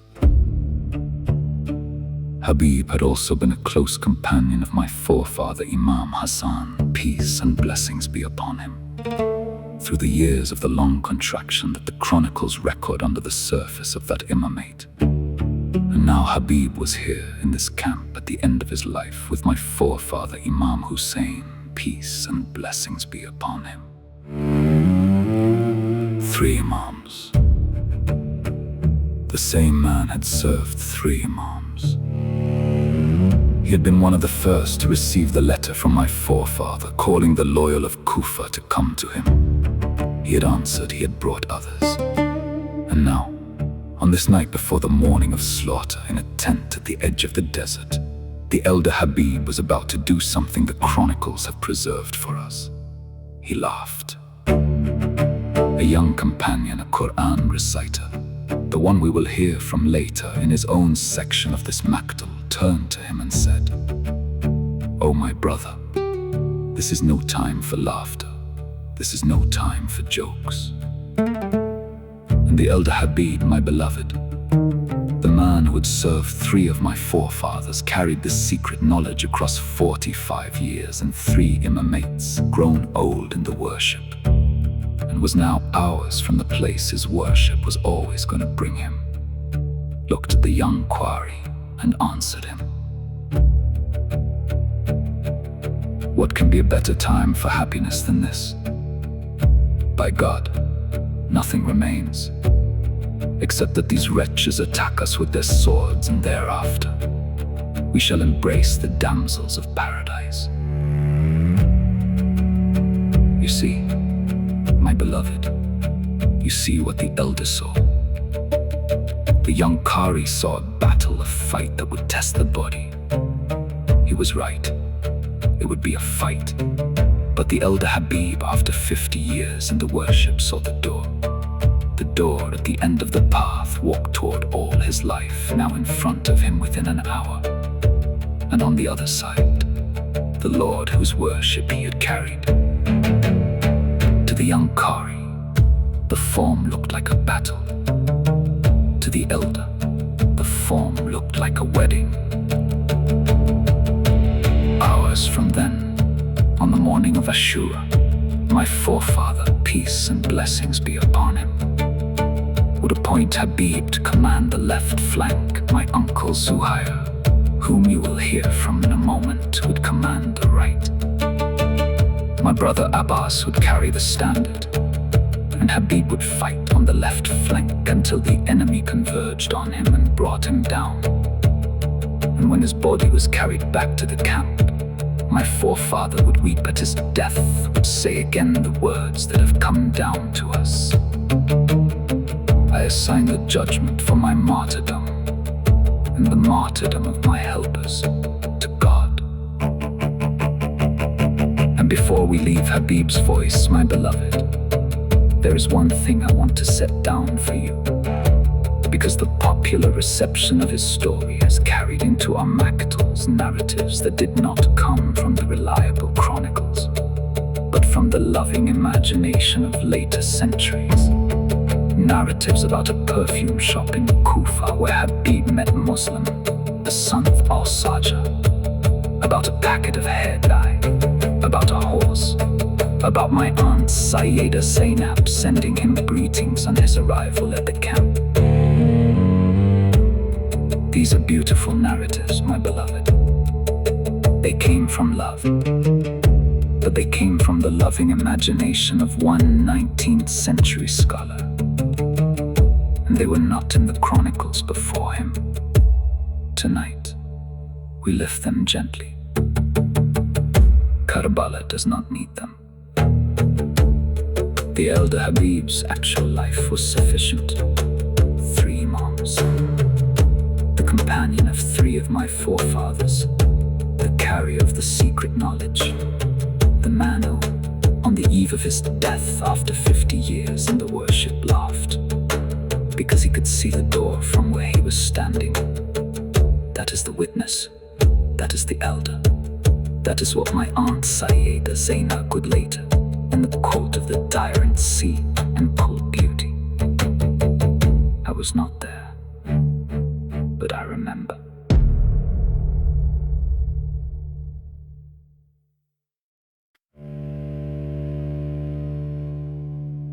The third to rise was a man whose name has come down to us, with one phrase that even 14 centuries later can stop the breath in the throat of anyone who hears it. His name was Said, the son of Abdullah of the tribe of Hanifa. Peace and blessings be upon him.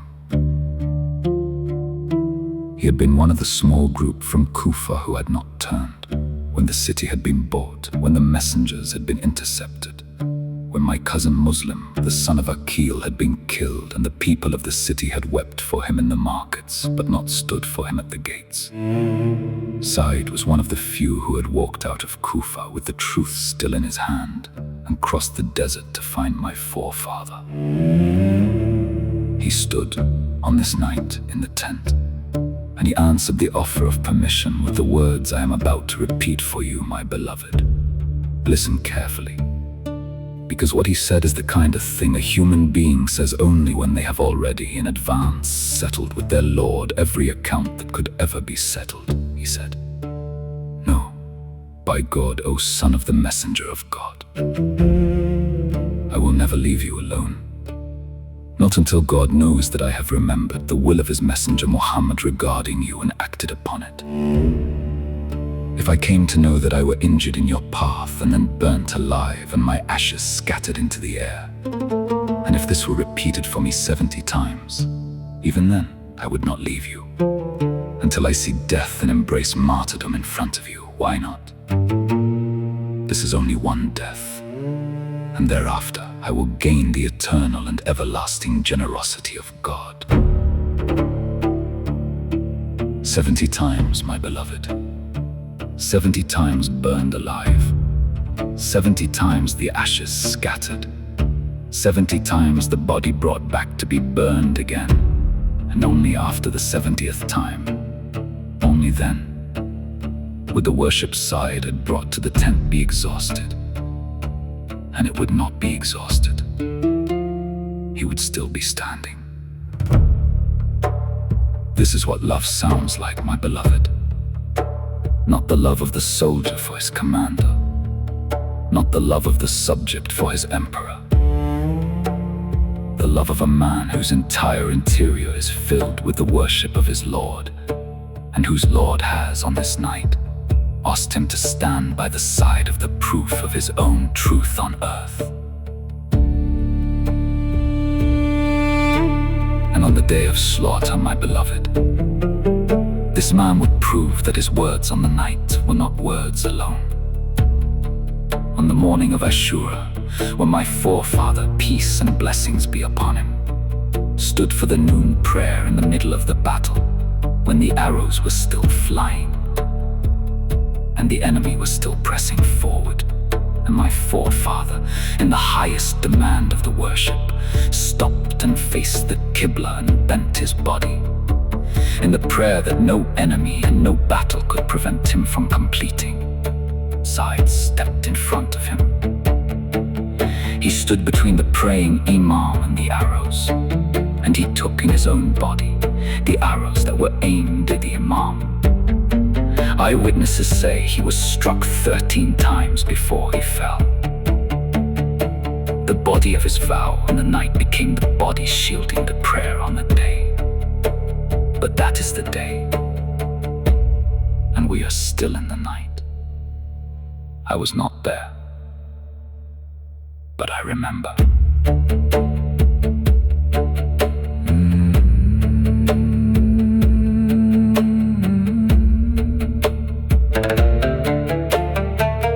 I was not there, but I remember.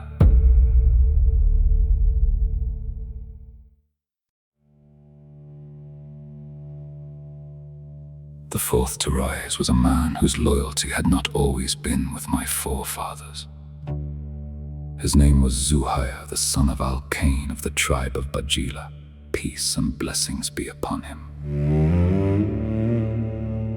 Before Karbala, he was what the chronicles call an Uthmani, a partisan of the line of Uthman, the son of Affan, in the desert that year for the pilgrimage to Mecca, not for my forefather. On the road back from Hajj, Zuhair was traveling with his small caravan and his wife. They camped at a place called Zubala. And by the Qadar of God, my forefather had stopped at the same place that night. Zuhair did not want a meeting. His loyalties were with the other house. He had no business with the grandson of the Prophet on his way into a confrontation Zuhair had no part in. He pitched his tent on the far side of the well. In the middle of the night, a messenger came from my forefather asking Zuhair to come. The wife of Zuhair was sitting with him. She turned to her husband and said, "He is the grandson of the messenger of God who is calling you. Will you not go?" And Zuhair stood up, and he went. What happened in the tent that night, the chronicles do not tell in full. But Zuhair came back changed, his face lit by something it had not had before. He said to his wife, "I am going with him. I am freeing you. Return to your family. Remember me only for good. Pray for me by the names of my ancestors." And his wife wept. She returned to her family. She would not stand at Karbala, but every morning that remained, she would lift the name of the man whose loyalty had been changed in one night. Zuhair the Uthmani, who had come only for the Hajj, was now in the camp of my forefather. He had not inherited his loyalty, he had chosen it. In one night at Zubala, he had chosen it. And so on this night, the night of the test, the night of permission, when my forefather offered the 72 their freedom, Zuhair stood up. And he answered with words of particular weight, "My beloved," because of where he had come from. "By God, O son of the messenger of God, how much do I love that I should be killed 1,000 times, and then return to life, so that by this killing and this returning, God might protect you and your brothers and the young members of your family from any harm. 1,000 times. Killed and brought back, killed and brought back 1,000 times." The voice of a man whose loyalty was not inherited, my beloved, who had chosen his imam, who had walked out of one tradition into another, because in one night at Zubala he had been shown which side of the line he belonged on. And the morning of Ashura would test his choice. My forefather would appoint Zuhair to command the right flank, one of the 3 commands of the day, the right to him, the left to Habib, the standard to my brother Abbas. And when the enemy advanced, Zuhair would meet them on the right, with the same resolve he had shown in the tent at Zubala that night. And there is one more thing the chronicles preserve about Zuhair. On the day of Ashura, when my brother Abbas, peace and blessings be upon him, rode out to admonish the enemy with Habib and Zuhair, Habib spoke first to the army. "By God, who will be more wretched in God's eyes in the hereafter than those who will stand before him, after having murdered the children, progeny, and family of his messenger?" And the enemy commander Azrael, the son of Qays, answered with a sneer, "You praised your soul as much as you could." And then my beloved Zuhair, once Uthmani himself, defended his fellow companion. He said, "It is God who has purified and guided that soul. Be wary of God, O Azra. I am sincere adviser to you. I beseech you before God, O Azra, do not participate in the killing of pure souls in order to help those who have gone astray."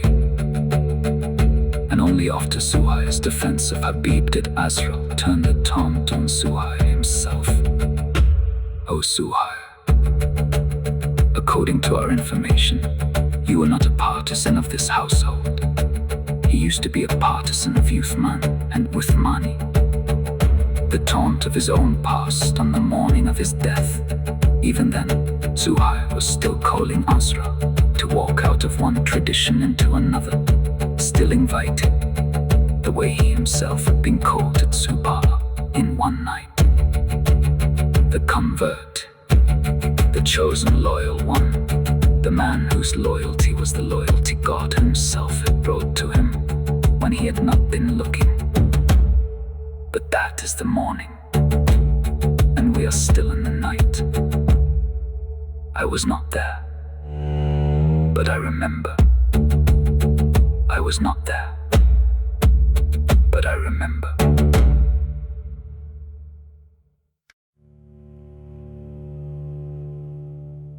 The fifth voice I want you to hear, my beloved, is the voice of the young companion who had reproached the elder Habib for laughing. His name was Bureya, the son of Qudair of the tribe of Hamdan.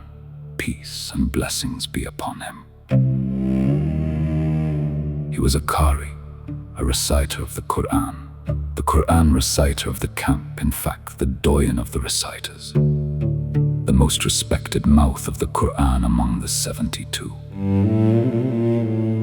He was an elder also, though younger than Habib, older than most of the rest. The chronicles tell us that the recitation of the Quran had filled his mouth for so many years that by this night, the recitation was no longer something he did. It was something he was. His face in the camp was the face of the recitation. His silences carried the cadence of the verses he had not yet on this night been called to speak. His eyes carried the meaning he had received from his teachers in the chain that goes back to my forefather Ali, who received the meaning from my forefather the Prophet, peace and blessings be upon him and his family. Bureya had risen with the others.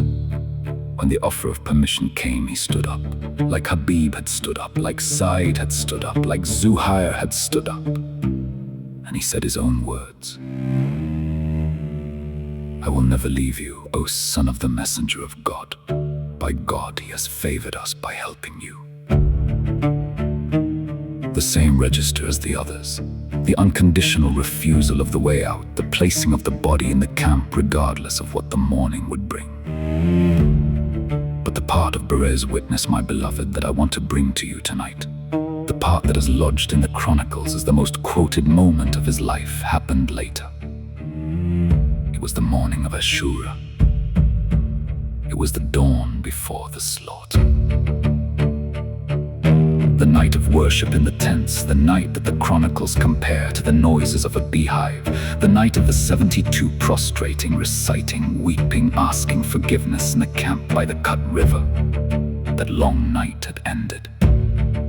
The Fajr prayer had been called, the men had prayed. And in the slow first light, while the camp was rising to face what the day would bring, Bureya, the young Qari, the doyen of the reciters, smiled. A companion near him, Abdurrahman, the son of Abdi Rabihi of the Ansar, peace and blessings be upon him. One of the 72 whose name has come down to us, who had not slept, who was watching the dawn come up over the army across the field. Abdurrahman saw Bureya's smile and he was angry. He said, Bureya, are you laughing? Are you smiling? On a morning like this? At a time like this? And Bureya, my beloved, looked at the younger man with the eyes of a man who had the previous evening reproached the elder Habib for the same thing, and who now, in the morning, was doing the same thing himself. He said, my people know that in my youth and in my old age, I have disliked false things and jokes. At present, my smiling is only because of the course we have chosen. By God, the distance between us and the heavenly fairies is not more than an hour of fighting against this community and their swords. The cycle had completed, my beloved. The night before Burer, the Qari had reproached the elder Habib for laughter. Habib had answered, "What can be a better time for happiness than this?" And on the morning Burer had become the elder he had reproached. The smile of the morning is the smile of the man who spent the night in the worship, who was prostrated for hours, who has read the Quran in the candlelit tent, who has wept and asked forgiveness and been emptied and refilled by the Lord, whose verses he has carried for 40 years. And who now, in the dawn, sees what Habib had seen the night before, the door, the Lord on the other side of the door. An hour of fighting between him and the place his recitation has been pointing him to all his life. The Qari smiled, my beloved, the way a man smiles on the morning of his wedding. And like Habib, like Muslim, like Said, like Zuhair, Burer would die on the morning of Ashura. He would fight in the early hours and he would fall. And his recitation, which had filled his mouth for 40 years, would be carried by his death into the recitation of every reciter who came after him, including the reciters in your masjid this Muharram, who do not know it but who carry in their breath the breath of the man whose smile broke the morning of the 10th. But that is the morning, and we are still in the night. I was not there, but I remember.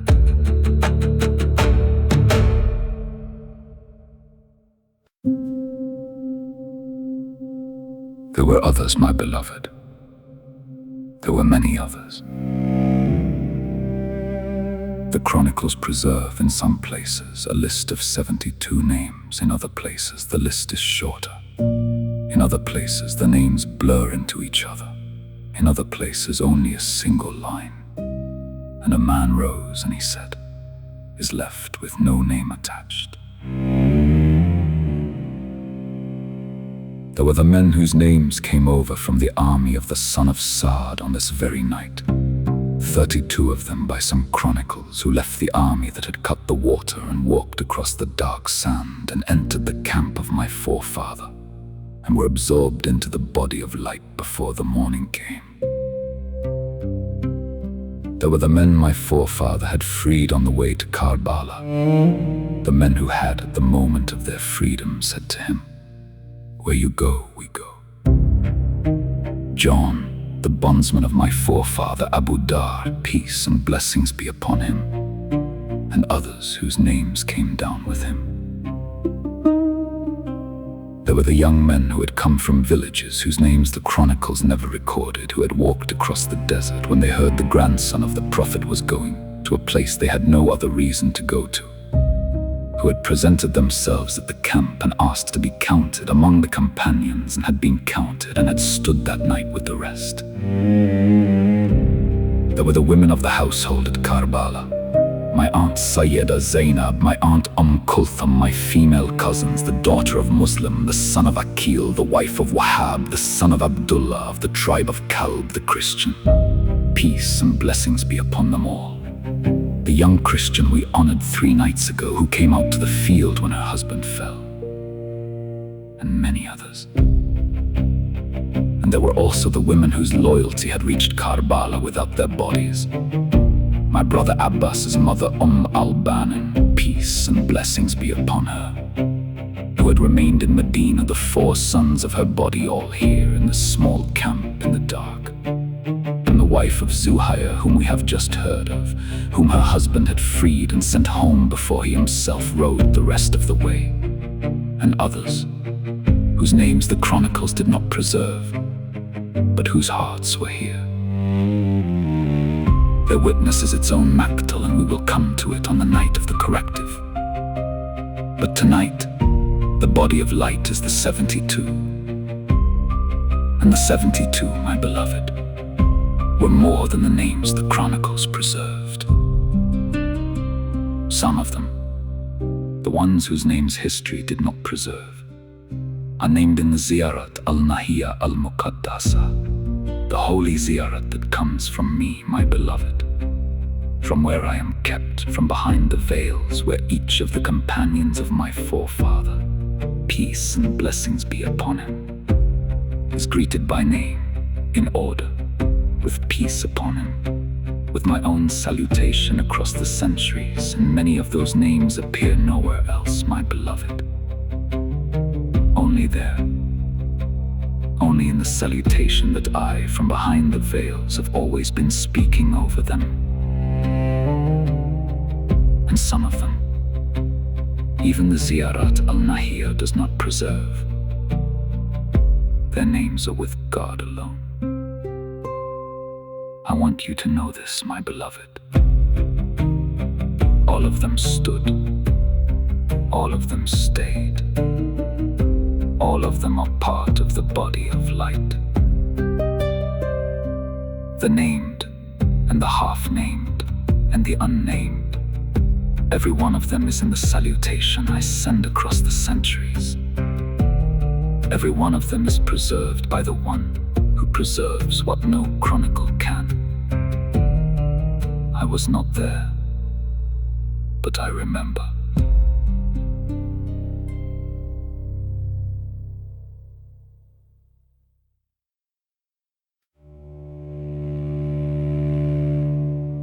The night moved on, my beloved.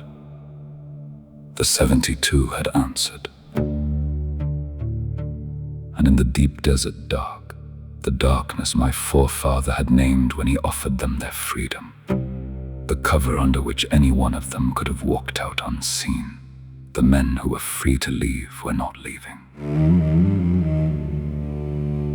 The chronicles say that the sound of the worship in the camp that night was the sound of a beehive.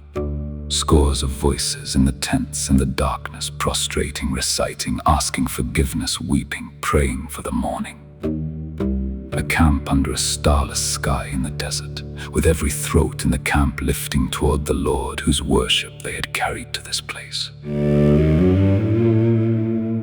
The lamps were out, my beloved, but the 72 themselves were the lamps. The lamps that no extinguishing of any wick could put out. The lamps that the cut river could not put out.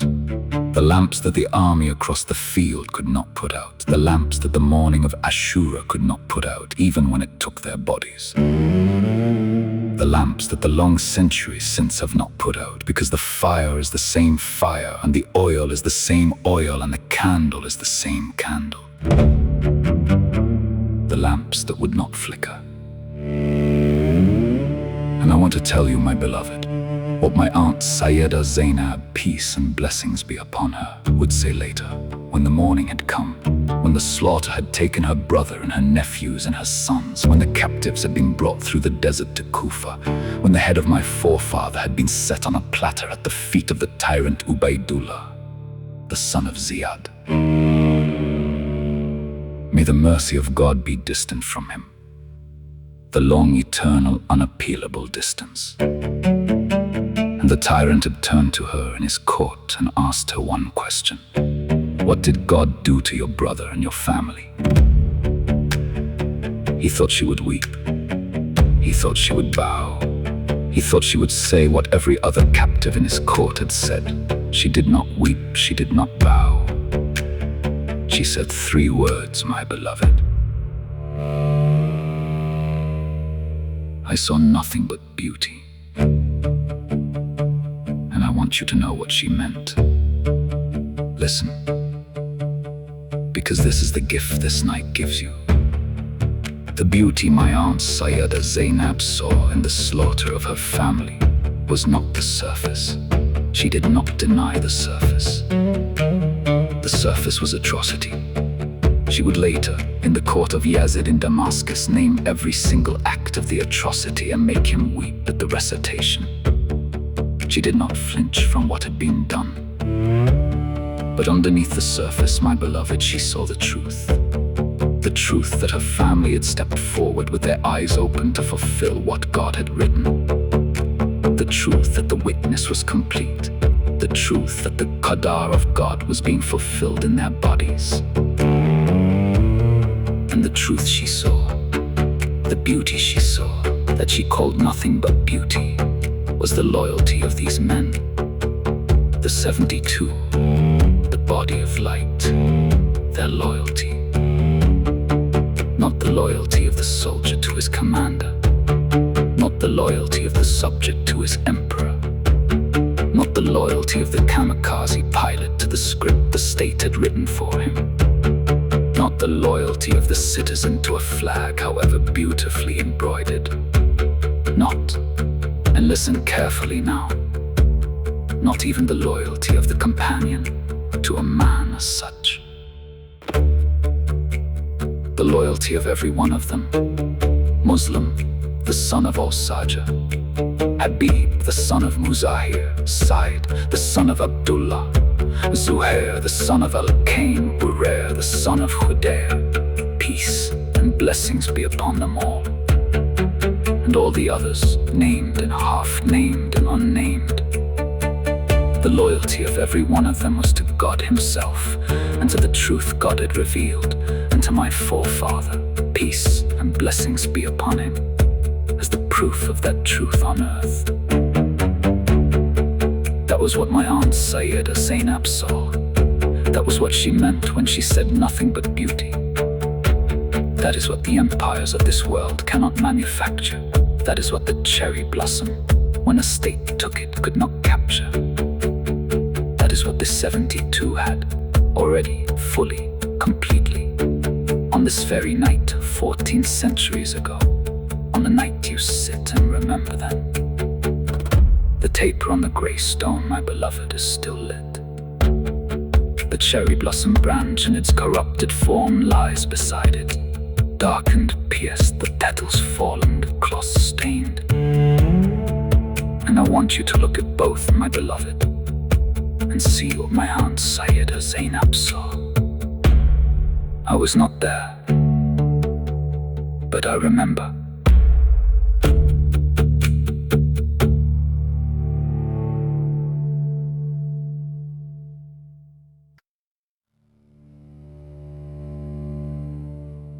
The empire took the cherry blossom and wrote a script for it that the cherry blossom did not consent to.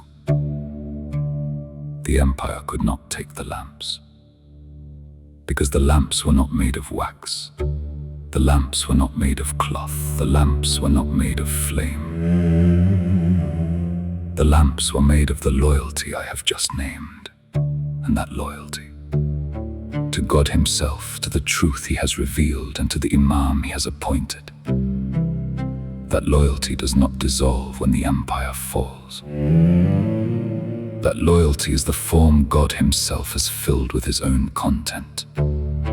That loyalty is the only loyalty that does not betray.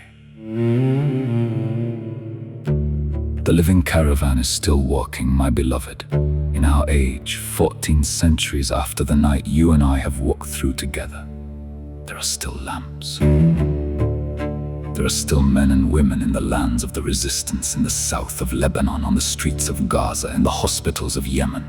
On every front of every battle, our brothers and sisters have stood in our generation, whose loyalty is the loyalty of the 72. To God himself, to the truth he has revealed, to the Imams he has appointed. To me, the hidden Imam, may our Lord hasten my return, my beloved, pray ardently for my return. They are not the soldiers of an empire. They are not the subjects of a flag, they are the lamps. And the empire of our age cannot put them out either. So when you walk out of this hall tonight, my beloved, when the Maqtal is over, when the supplication is finished, when the iron bell sounds the close, remember the lamps. Remember Muslim, the resolute. Remember Habib, the elder who laughed. Remember Said, the lover who said 70 times. Remember Zuhair, the convert who said 1,000. Remember Burair, the Qari who smiled in the morning. Peace and blessings be upon them all. Remember the half-named. Remember the unnamed. Remember my aunt Sayyidah Zainab. Peace and blessings be upon her. who saw what she saw and named it for the centuries. And remember, my beloved, remember that the question I ask every night, the question this whole series asks every night, is the same question. Where is your brother? The Lord asked it of Cain on the morning Abel's blood entered the earth, and Cain could not answer. The Lord is still asking it, my beloved. He is asking it of you. He is asking it of me. He is asking it of every soul that has ever heard a Maqtal in a candlelit hall and walked back out into the streets of an empire that wants the answer to be silence. Where is your brother? And whose worship is his walking for?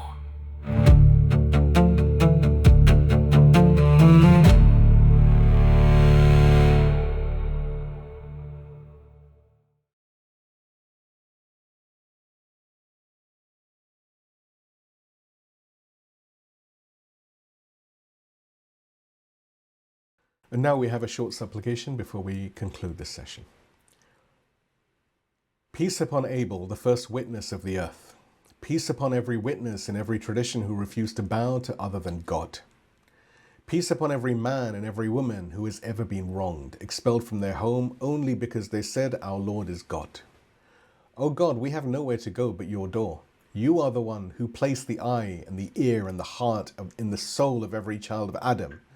And you are the one who told us in your verse from Surah al-Isra that each of these will be questioned.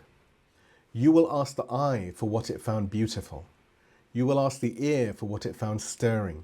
You will ask the heart for what it agreed to. O God, train our eye, train our ear, train our heart, that what we agree to be moved by is your truth and not the form alone beauty the empires of this world manufacture. O God, send your peace and your blessings on your last messenger, Muhammad, the son of Abdullah, and on his family and his righteous companions. Send your peace on the prophets of every house, on Adam, on Abel, on Noah, on Abraham, on Ismail and Ishaq, on Moses and Aaron, on David and Solomon, on John the Baptist and Zechariah, on Jesus the son of Mary, on every one of them whose names we know and those whose names only you know. O God, tonight we have walked into the most beautiful death philosophy in human cultural history, and we have seen what was done to it by the state that came to use it. O God, grant us the discernment to recognize the form alone beauty wherever it appears, in the empires of yesterday, in the empires of today, and in the empires of tomorrow. Grant us the discernment our beloved Said Zainab, peace and blessings be upon her, taught us by the witness of her one phrase in the court of the tyrant, Ma ra'aytu illa jamila. I saw nothing but beauty.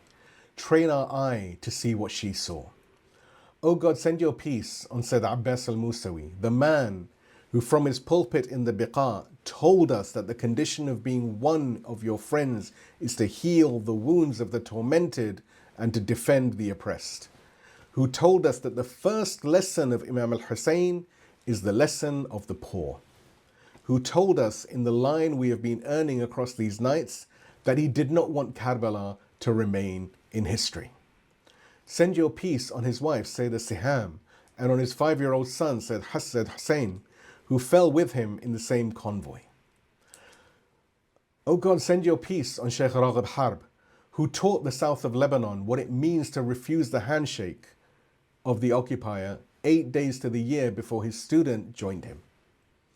O God, send your peace on Haj Qasim Soleimani, the standard bearer of our own century. The night that takes the full measure of his witness is one night from this one, tomorrow night, the night of the corrective, where his actual martyrdom on the 3rd of January 2020 will be the foil figure against which every counterfeit claim to martyrdom will be weighed. Tonight we hold him in passing and we name him because he is the man who walked the 4 classical stages, Talab, Ishq, Ma'rifat, Shahada, in his walking and in his walking taught us to walk. O God, in this Muharram, the first since the martyrdom of our beloved Imam Sayyid Ali Khamenei, on the 28th of February 2026, the 8th of Ramadan 1447, O Allah, O God, please send your peace upon him. The man who 11 days before his martyrdom, before his witness, before his Shahada, stood before the nation and the world and held the line of neither east nor west.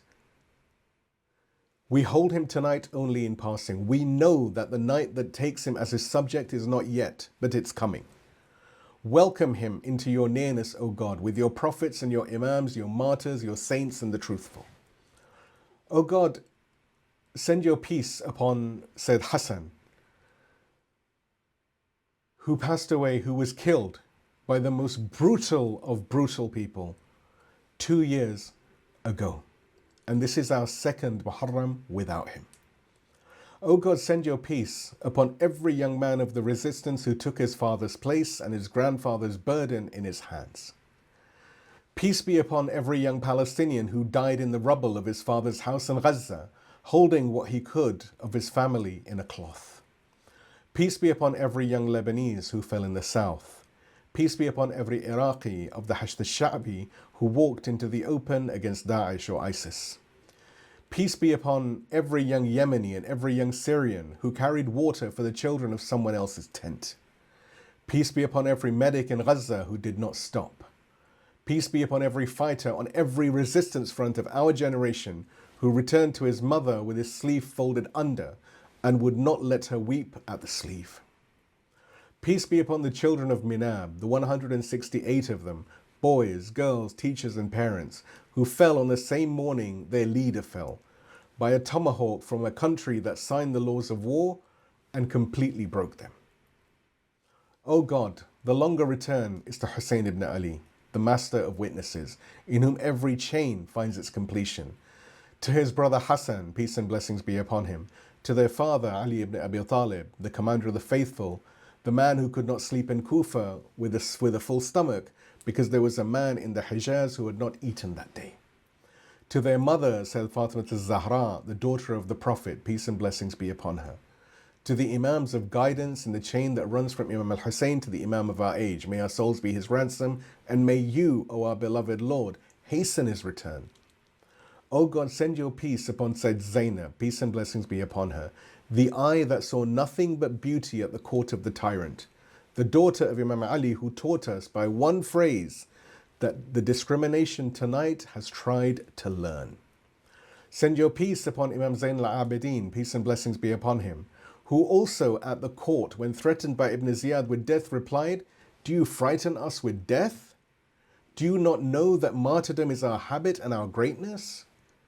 O God, send your peace upon the 72 companions whom we heard named in the breath that preceded. Muslim bin Awsaja, the resolute, Habib ibn Madahir al-Asadi, the elder, Sa'id ibn Abdullah al-Hanafi, the lover, Zuhair ibn Qayn al-Bajali, the convert, Burayr ibn Khudayr al-Hamadani, the reciter of the Quran. Peace and blessings be upon them all. And peace upon every companion whose name only you remember, and we know you remember each one. O God, we pray to you for our beloved Imam Sayyid Mujtaba Khamenei, the new Wali al-Faqih, the son who has taken his father's place at the head of the worship. Preserve him for us, God. Strengthen him, protect him, guide him. Make him the leader that he is trained to be, and the leader you have appointed him to be, until the Imam of our age, may our souls be his ransom, and the line that he carries is handed back to its rightful holder. O God, hasten the return of the Imam of our age. Make us of his helpers. Make us of his soldiers. Make us of those who, when he calls, are already standing and ready. O God, we have nowhere to go but to you, and no one to ask except you, and no words except the ones you have placed on the tongues of your friends. Inna lillah wa inna ilayhi raji'un. We belong to God, and to him is our return. And we repeat your promise, an eternal promise for justice and a warning for all the wrongdoers. وَسَيَعْلَمُ الَّذِينَ ظَلَمُوا أَيَّ مُنْقَلَبٍ يَنْقَلِبُونَ. And the wrongdoers will soon know at what goal they will end up. And we add from the depths of everything we have learned tonight, Hasbunallah wa ni'mal wakil. God is sufficient for us, and he is the best of guardians. Amen, O Lord, sustainer of the universes. Amen, O most merciful of the merciful. Wa akhiru da'wani alhamdulillahi rabbil alameen. Wassalamu alaikum wa rahmatullahi wa barakatuh. We now come to our Nohe. A Nohe is an elegy, morning poetry recited and sung for Imam Husayn. Peace and blessings be upon him and the fallen of Karbala. It belongs to all of us together, so please join in with voice and with hand upon the heart. Tonight's Nohe is We Will Rise.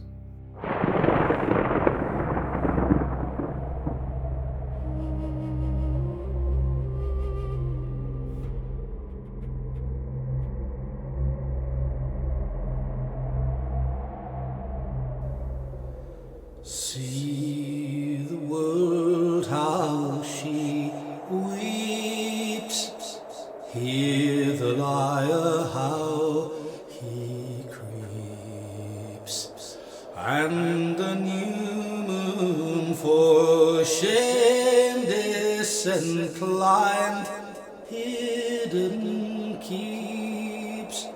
It will shine by your order, summoning all the mourners by the martyrdom moon. Oh, the world's lamenting tunes, lamenting tunes, lamenting tunes.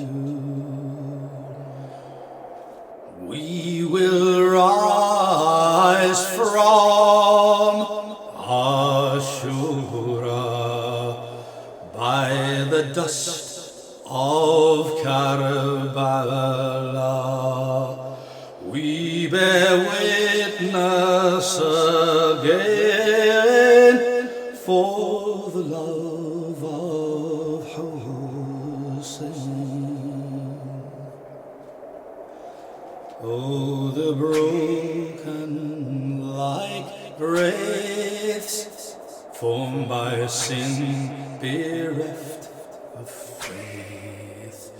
Plagued are they by the merciless, drawn into disgrace by the blood of the martyrs. Let us rise open-hearted, share the blood of Husayn with the lost in their pain. We will rise from Ashura by the dust of Karbala. We bear witness again for the love of Husayn. Sacred witnesses call to the one who hears all. By stake, sword, or coastline, through love they do fall. Their pure resurrection well pleased in affection, they do cry to the Lord by the word and by the sword. We will rise from Ashura by the dust of Karbala. We bear witness again for the love of Husayn. pain born within, all the hopelessness of sin. It calls unto weakness, steals the victories we must win. Revive hearts with wisdom, through beauty be winsome, for our loneliness burns for the one who must return. We will rise from Ashura by the dust of Karbala. We bear witness again for the love of Husayn. All creation doth groan, the awaited we bemoan. Every chest of believers bears a longing for the throne. Help us rise from the shadows, crush the serpent like egos midst the enemy's flames. See the banner of Husayn. We will rise from Ashura by the dust of Karbala. We bear witness again for the love of Husayn. See the demons, they crawl, oh, they offer bitter gall. Curse the cane of the tyrant, bless the lips, pure hearts enthralled. Hear the book from the spearhead, mankind wonders feared, for the master of time. Hopeful souls they will incline. Let us rise from Ashura by the dust of Karbala. We bear witness again for the love of Husayn. Let us rise from Ashura by the dust of Karbala. We bear witness again for the love of Husayn, for the love of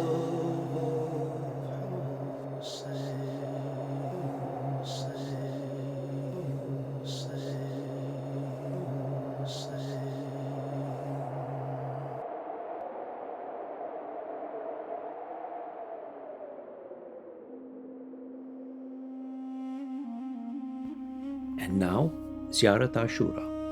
A ziyarah is a visitation. We stand before Imam Husayn, peace and blessings be upon him, across all distance and time, to greet him and renew our allegiance. Ziyarat Ashura preserved from Ahlul Bayt, peace be upon them, is the salutation of Ashura.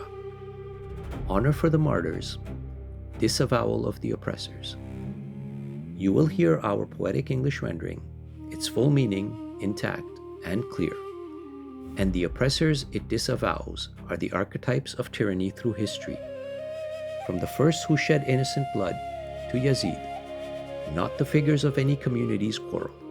And for a fuller understanding of what the Ziyarah is and what it carries, we have a short guide on our website. The link is in the description. Please receive it with reverence.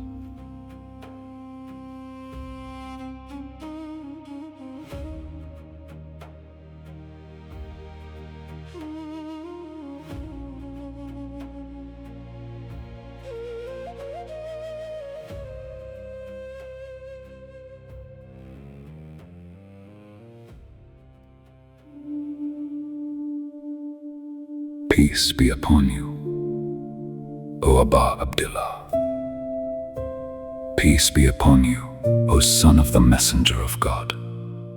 Peace be upon you, O chosen of God and son of his chosen. Peace be upon you, O son of the commander of the faithful. Peace be upon you, O son of Fatima, mistress of the women of all the worlds.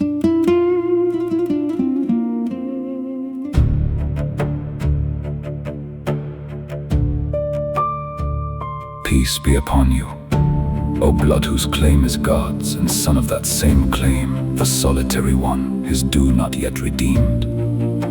Peace be upon you, and upon the souls that came to rest about you.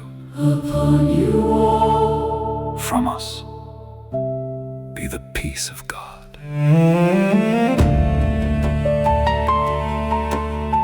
For as long as we remain, and as long as night and day endure.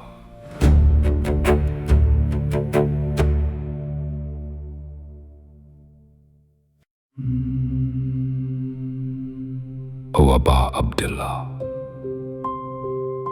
immense is the calamity and bitter. Great is the wound of your loss upon us and upon all the people of Islam. Great and grievous is your affliction in the heavens upon all who dwell there.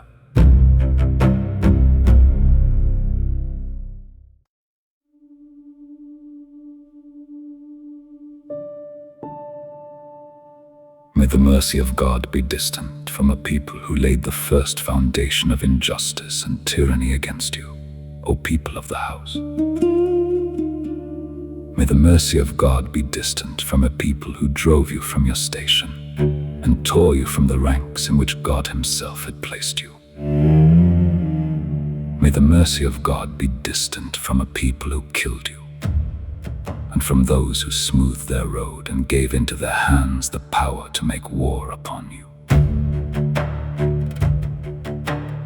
We disown them before God and before you, them and their partisans, their followers, their friends.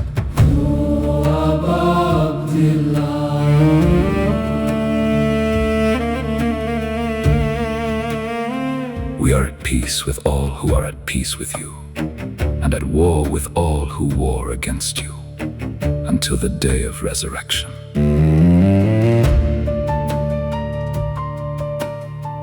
May the mercy of God be distant from the house of Ziyad and the house of Marwan, from the clan of Umayyah, every one of them, from the son of Marjana, from Umar, son of Saad, from Shimr, and from a people who saddled their horses and bridled them and masked their faces to make war upon you. By our fathers and our mothers, for you, we would give them.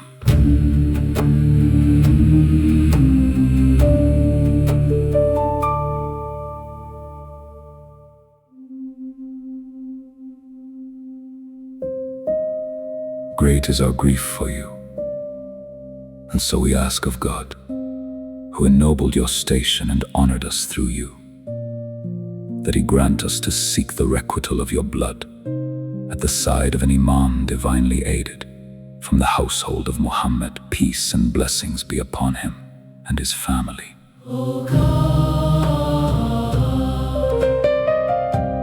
make us, in your sight, honored through Husayn. Peace be upon him, in this world and the next.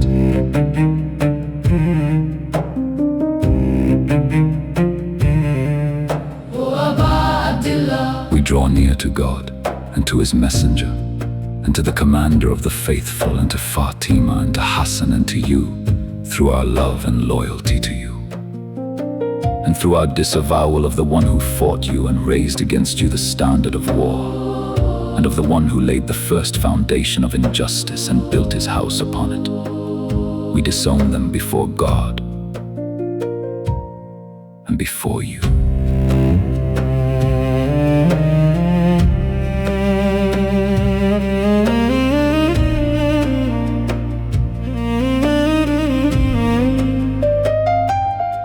So we ask of God, who honored us with knowing you and knowing those who love you, that he place us with you in this world and the next, that he set firm for us in your presence a footing of truth, that he bring us to the praised station that is yours with God, and that he grant us to seek our requital at the side of a guiding Imam, manifest and speaking with the truth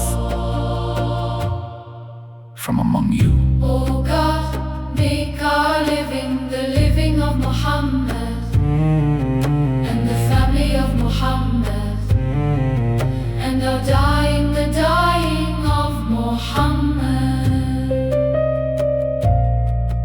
and the family of Muhammad.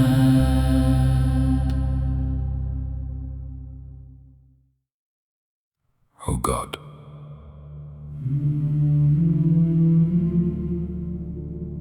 this is a day on which the clan of Umayyah rejoiced and counted itself blessed, and the son of the devourer of livers, the one cast far from mercy, son of the one cast far from mercy, upon your tongue and the tongue of your prophet, peace and blessings be upon him and his family, in every place where your prophet stood. Oh God, let your mercy be far from Abu Sufyan and Muawiyah and Yazid son of Muawiyah, upon them from you be that exile from mercy for all the ages without end. This is a day on which the house of Ziyad and the house of Marwan rejoiced at their killing of Husayn. God's blessings be upon him. oh God,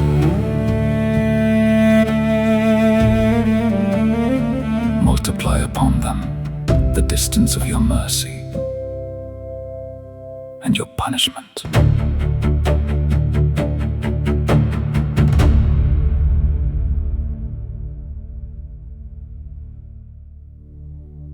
O God, let your mercy be distant from the first who wronged the right of Muhammad and the family of Muhammad, and from the last who followed him upon that road. oh God, Let your mercy be distant from the band who fought against Husayn and sided with his killing and pledged to it and followed in it. oh God, Let your mercy be distant from them, all of them.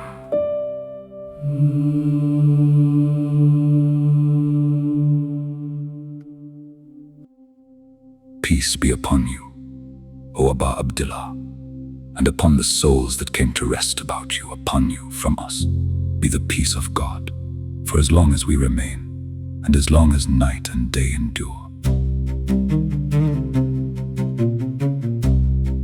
And may God never make this the last of our covenant with you, the last of our coming to you.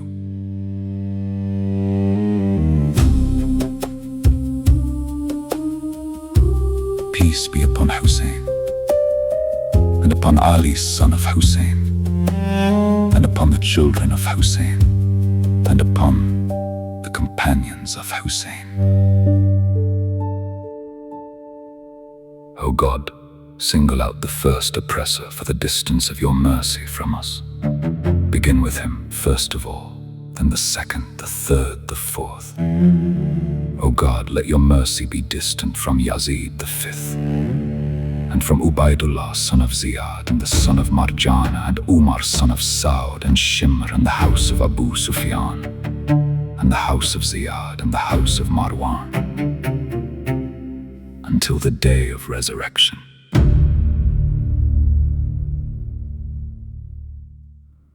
O God,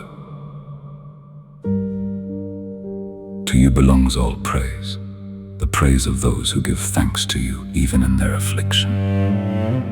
All praise is God's, for the immensity of our sorrow. O God,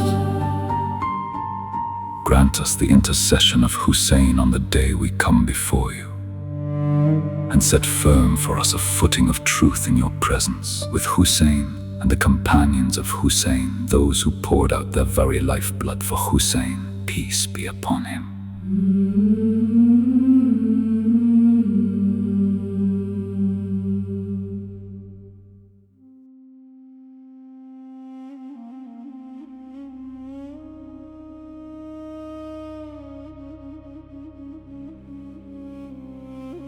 And so the 8th night closes.